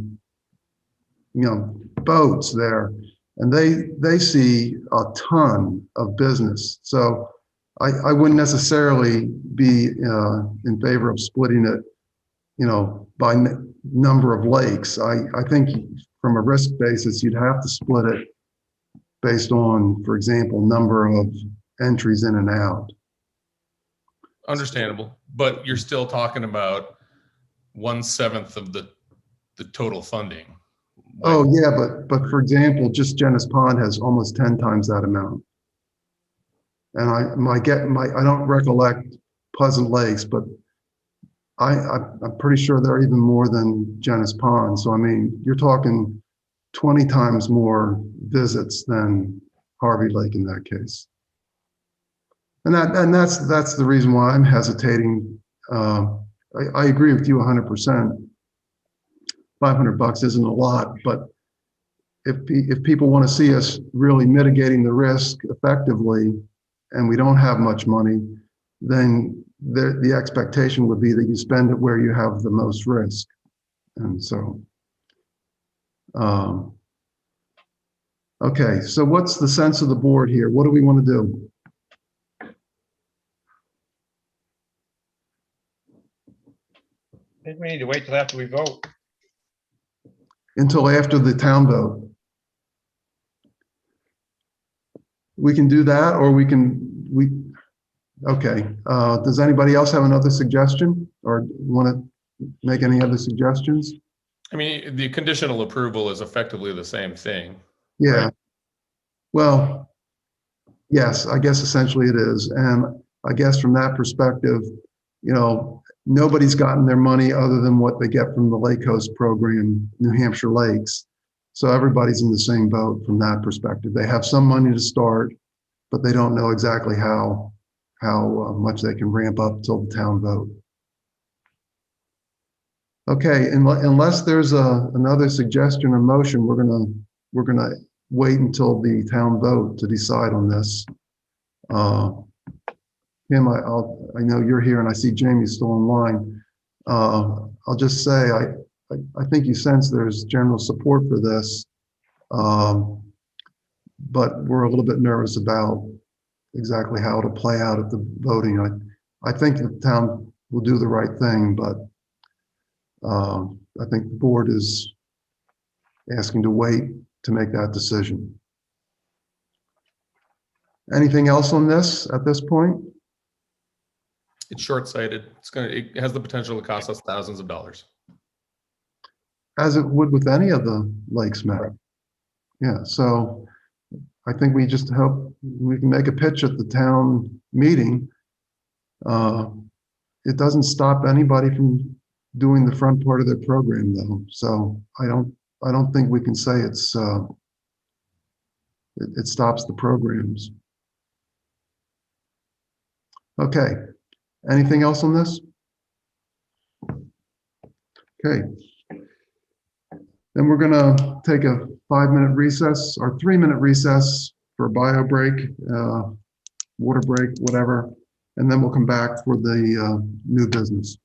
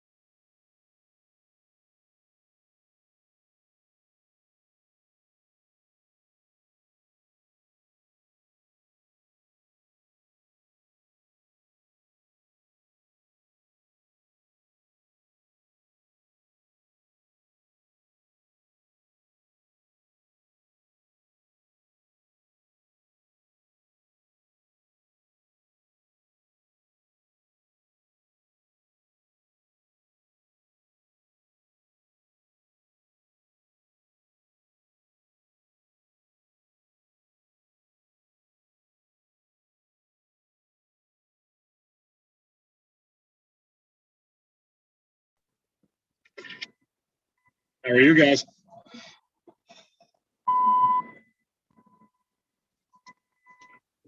Hey, Chris. How are you? Good, how are you? No, not bad.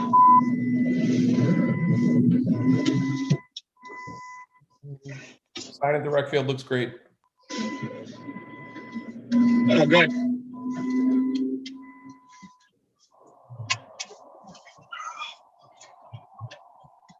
I was totally late. Did I miss anything? As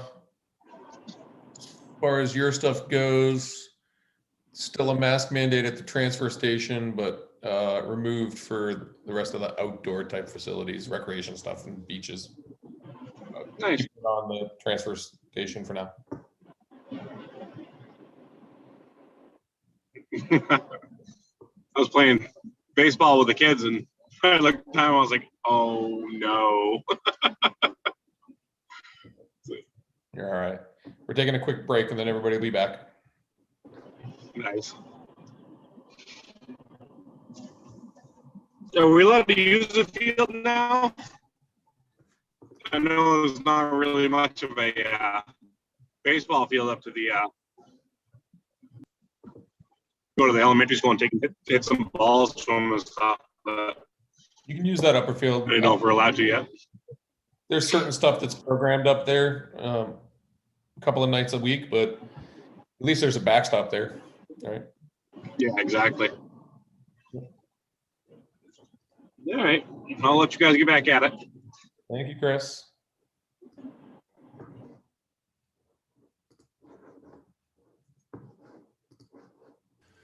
Oh, I see Beth's coming back, Walter's back, and we need Tim and Beth yet.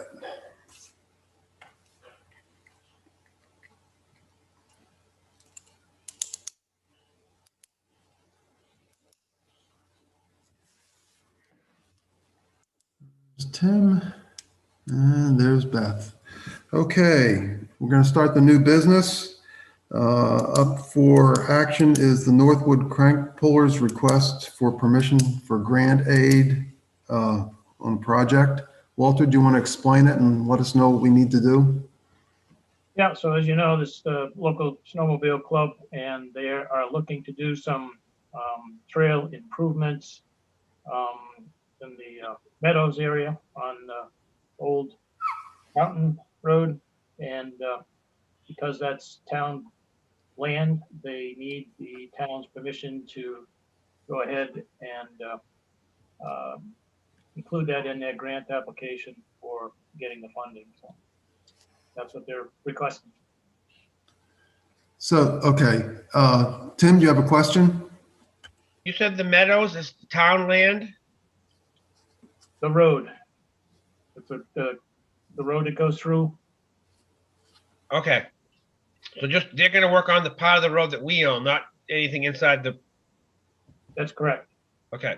I just wanna make sure, because I know that Ashford put up that little library next to the parking lot, and it wasn't our land to put that up on, so I wanna make sure we know where our borders are. We don't get caught on something. Yep, that's the way it was explained to me, it was on the road portion. Other questions or points they want to make on this?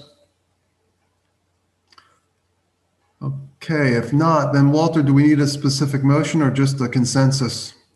Now, we do need a motion because I do need to provide a copy of the minutes that simply states that the town authorizes the crank pullers to submit for a grant aid application for improvements to the snowmobile trail on town property, Okay, So go move. ahead. and authorize me to sign it, paperwork as needed, please. Okay, so Tim makes Yep, the I'll motion. go along with that. Do we have a second on that? Second. Second, okay, any discussion? Not, let's see, Pam, how do you vote? Yes. Beth, Yes. Matt, Yes. Tim, Yes. and Al is yes. Okay, oh, and now our favorite, I think, the cable franchise agreement renewal. You want to go over that, Walter? Sure. So the other day I sent to you a packet from the attorney who will be representing the consortium of towns that are going to be negotiating together with Atlantic Broadband for the cable franchise agreement renewal. And so there's two documents. One includes a waiver of conflict of interest whereby they understand that occasionally they represent clients that might have applications before the planning board or something like that in the town of Northwood. And they need us to acknowledge that and that they would be representing us as well in this particular matter as our negotiator counsel for the renewal agreement. The second document is a memorandum of understanding amongst the towns that are going to be participating in the consortium. The town of the city of Franklin has dropped out of the agreement at this time, as well as Tilton. So the group's a little bit smaller, and that'll be amended in the new MOU. But basically, it's a very similar agreement that was used, back when the agreement was signed for the previous renewal. And it simply just states, that we'll be sharing cost, and any individual representation will be at the town's individual cost for special items in the agreement. So again, it's, I know it's 16 pages of stuff that I just compressed into about 3.5 minutes at the most, but if I can answer any questions, I will. Questions? Anybody? So I guess the real short summary is this is an agreement with us and other towns to negotiate with the cable company, and we all use the same lawyer and obviously split the costs. Walter, do you need a motion to sign this? Oh, I'm sorry, Pam, go ahead. Just a quick question. You said what, Franklin and Laconia or dropped out? Tilton. Tilton. Any reasoning, like they just went their own way, or they're not seeing cable and all as the route they want to go? A little bit of both, actually, Pam. I think there's some that are of the opinion that there's really not a lot of grounds for negotiating, you know, so they're probably just going to go with renewing their existing agreement. However, there are certain things out there that can be negotiated, that they, you know, we can do that as a group. That would be utilizing the kind of the base plate, so to speak, of an agreement. And then if there's any special requests for Northwood, we could also include those in the agreement, but we would negotiate those separately from the group. Right. I would say that I don't mind. I can see banding together, that, you know, little getting together becomes a bigger unit. I would just be concerned that, you know, in a renegotiation that that we don't allow an exclusivity relationship with the cable franchise, meaning locking out other media sources. From what I understand, it doesn't mean that this is all exclusive, that you can have access to whatever else is out there. Mhm. Yeah. That's correct. Right. It would almost seem like, you know, sometimes with, you know, in dealing with cable, that sometimes the offer is made like, look, we, you know, a lower rate, but we want an exclusive relationship. And I would not be on board with, you know, locking us into something. Right. No, that's not something that, this is not an exclusive franchise agreement. Other Okay. companies can come in and obviously offer another package if they want. It's starting to happen in some other towns, you know, City of Laconia, Guilford, Belmont, I guess, is not too far away either. So, but whether they would come to Northwood or not, but it certainly wouldn't preclude anybody from coming. Yeah, you don't know what's happening down the road. Right. Exactly. That's the big question mark. Okay, so Walter, do we need to vote on authorizing you to sign this, or do I need to sign it? How does it work? Now you can authorize me to sign it. Duly authorized to sign both the joint representation agreement and the MOU. Okay. Do I have a motion to that effect to allow Walter to sign both of those on behalf of the town? I'll Okay. make that motion. Well, I'll second it. yeah, so Pam, you willing to second? I'll second it. Yep. Pam can have it. Okay, good enough. She's on Discussion? a time delay there in her part of town, so. Yeah, it's because of the cable. Okay, Beth, how do you vote? Yes. Matt, Yes. Tim, Yes. Pam, Yes. and Hal is yes. Okay. Next item is the task manager. This is your opportunity to speak up if you think Walter needs to adjust priorities or ask questions in terms of how things are going on any of the particular tasks. Anybody?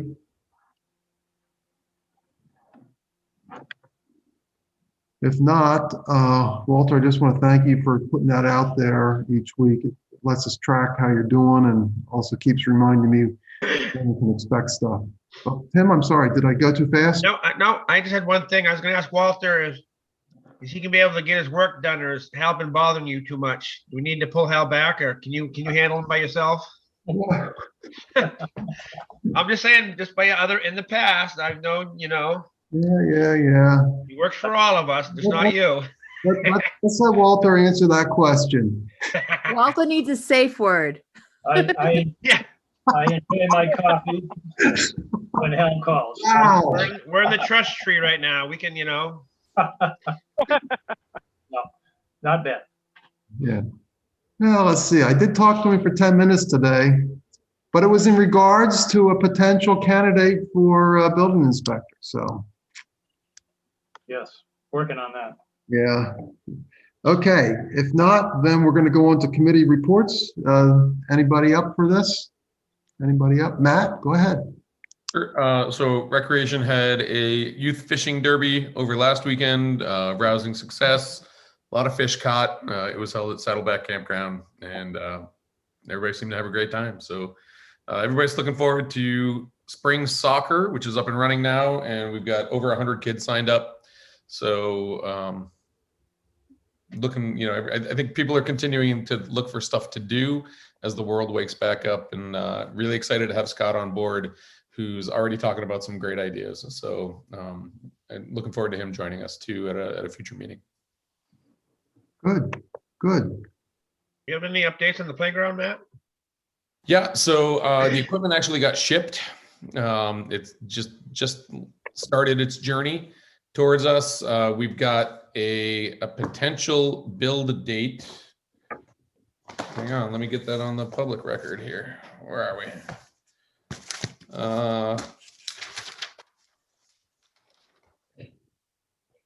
So starting on June 9th is when we'll be starting the community build. It'll run through that weekend. So there's a request out on the some of the town Facebook pages for folks with any sort of expertise in terms of building, digging, etc. Mr. Colby, we definitely got a place for you. Hal, I sent you a message asking about whether or not any of your equipment had an auger, because we got a lot of holes to drill. So that's the one thing we're looking for, is something that can help us. Let me make a note. I'm not sure what happened to the one over at the Baileys. But so there's been a request, thrown out there, just looking for folks to help out. And I was in touch with our public works foreman about those dates, because they're going to obviously be integral as well. Chris has his little hand up, so I'm assuming that he has something to add to that conversation. I think he's just giving the thumbs up, Matt. No, you got. No, I actually have my tractor with an auger I can bring. Oh, there you go. Problem solved. Wow, look at that. All right, perfect. 6-inch, 8-inch, or 12-inch bit. I can find out. Let me know. You got my. Bring them all. Let's break it down and hit ledge. You might need another one.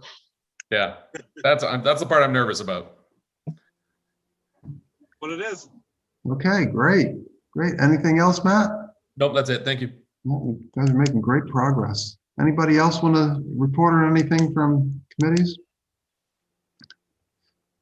Okay, if not, I do have one, and that's a note that I got from Sandy Prioli. It says, Hal, this is in regards to the 250th Steering Committee.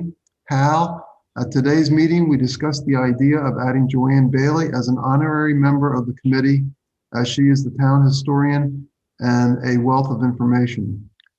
We know that she will not be able to participate.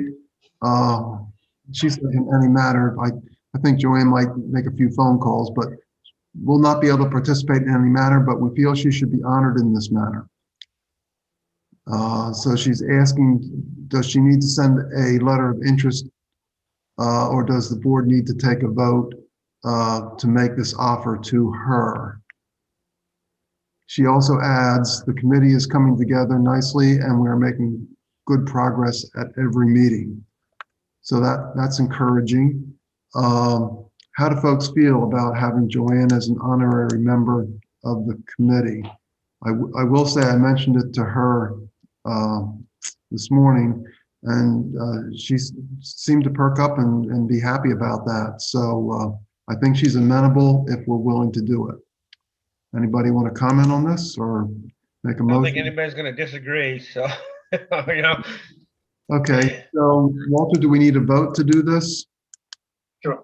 Okay, Tim, you want to make a motion? I'll make a motion for Joanne Bailey to be an honorary member of the 250th celebration. Great. Do I have a second? Second, thank you, Matt. Any discussion? Hearing none. Matt? Yes. Tim? Yes. Pam? Absolutely, yes. Beth? Yes. And Hal is yes. Thank you. I think she'll like that. So thank you.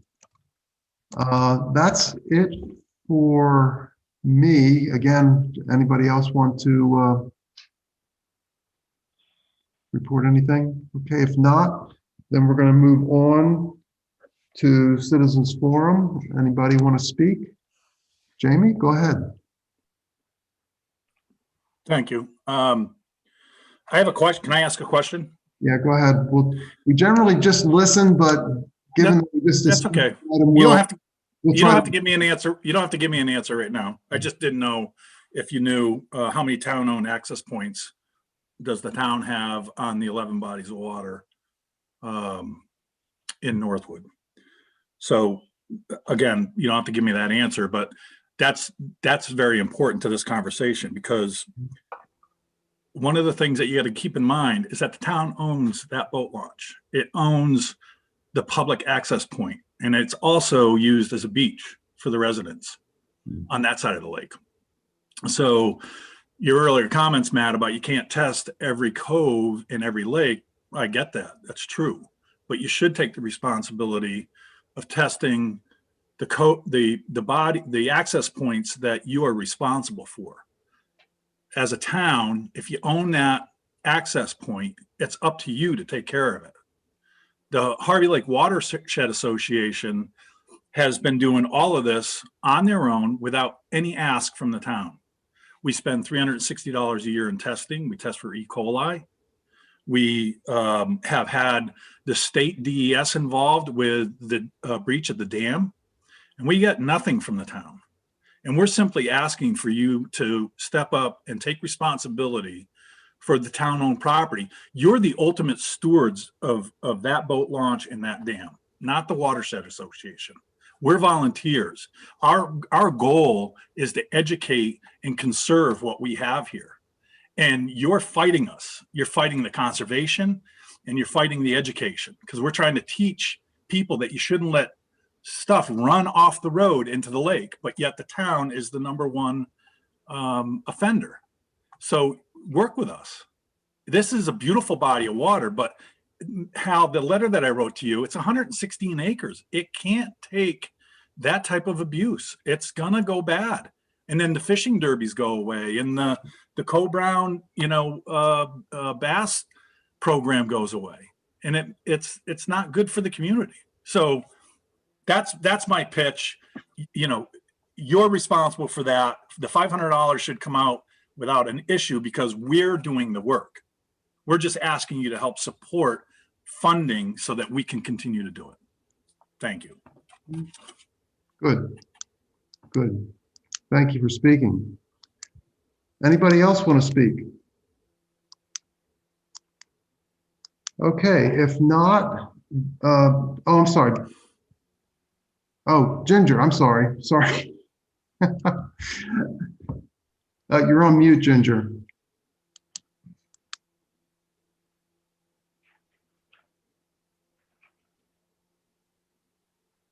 There, now it finally let me unmute. Just a couple of quick clarifications. I am not opposed to the prevention program, not by any stretch of the imagination. And I do know how important it is, Matt and Jamie. I'm not opposed to it. My point is the process. I would also like to point out, since you guys don't have the history that some of us in town do have, that remaining balance that's in there is not because additional money was put in during a town meeting. That money is there because the money that had previously been requested and budgeted for, when it came time for those lakes or whatever to request money, they didn't request the full amount. That's why there's a balance there. My concern is the process. It's there for a reason. That's point number one. Point number two, I firmly believe you need to include in with the handouts for deliberative, the line by line expenditures for 2020. If people have questions, why was this amount of money left over on this line? Then yeah, you need to be prepared to answer why so much money was left over. But if they can't see where the differences came in, I'm sorry, I'm not comfortable with the selectmen choosing which things to point out. I think in the interest of transparency, the voters have a right to know what departments overspent, what departments underspent, and by all means, the reasons why. You know, as Beth had mentioned earlier, close to $500,000 left over. That's not just a few lines. That's not just a few situations. That affected pretty much every department in that budget. I think you'll be making a grave mistake if you do not include that for transparency's sake. That's it.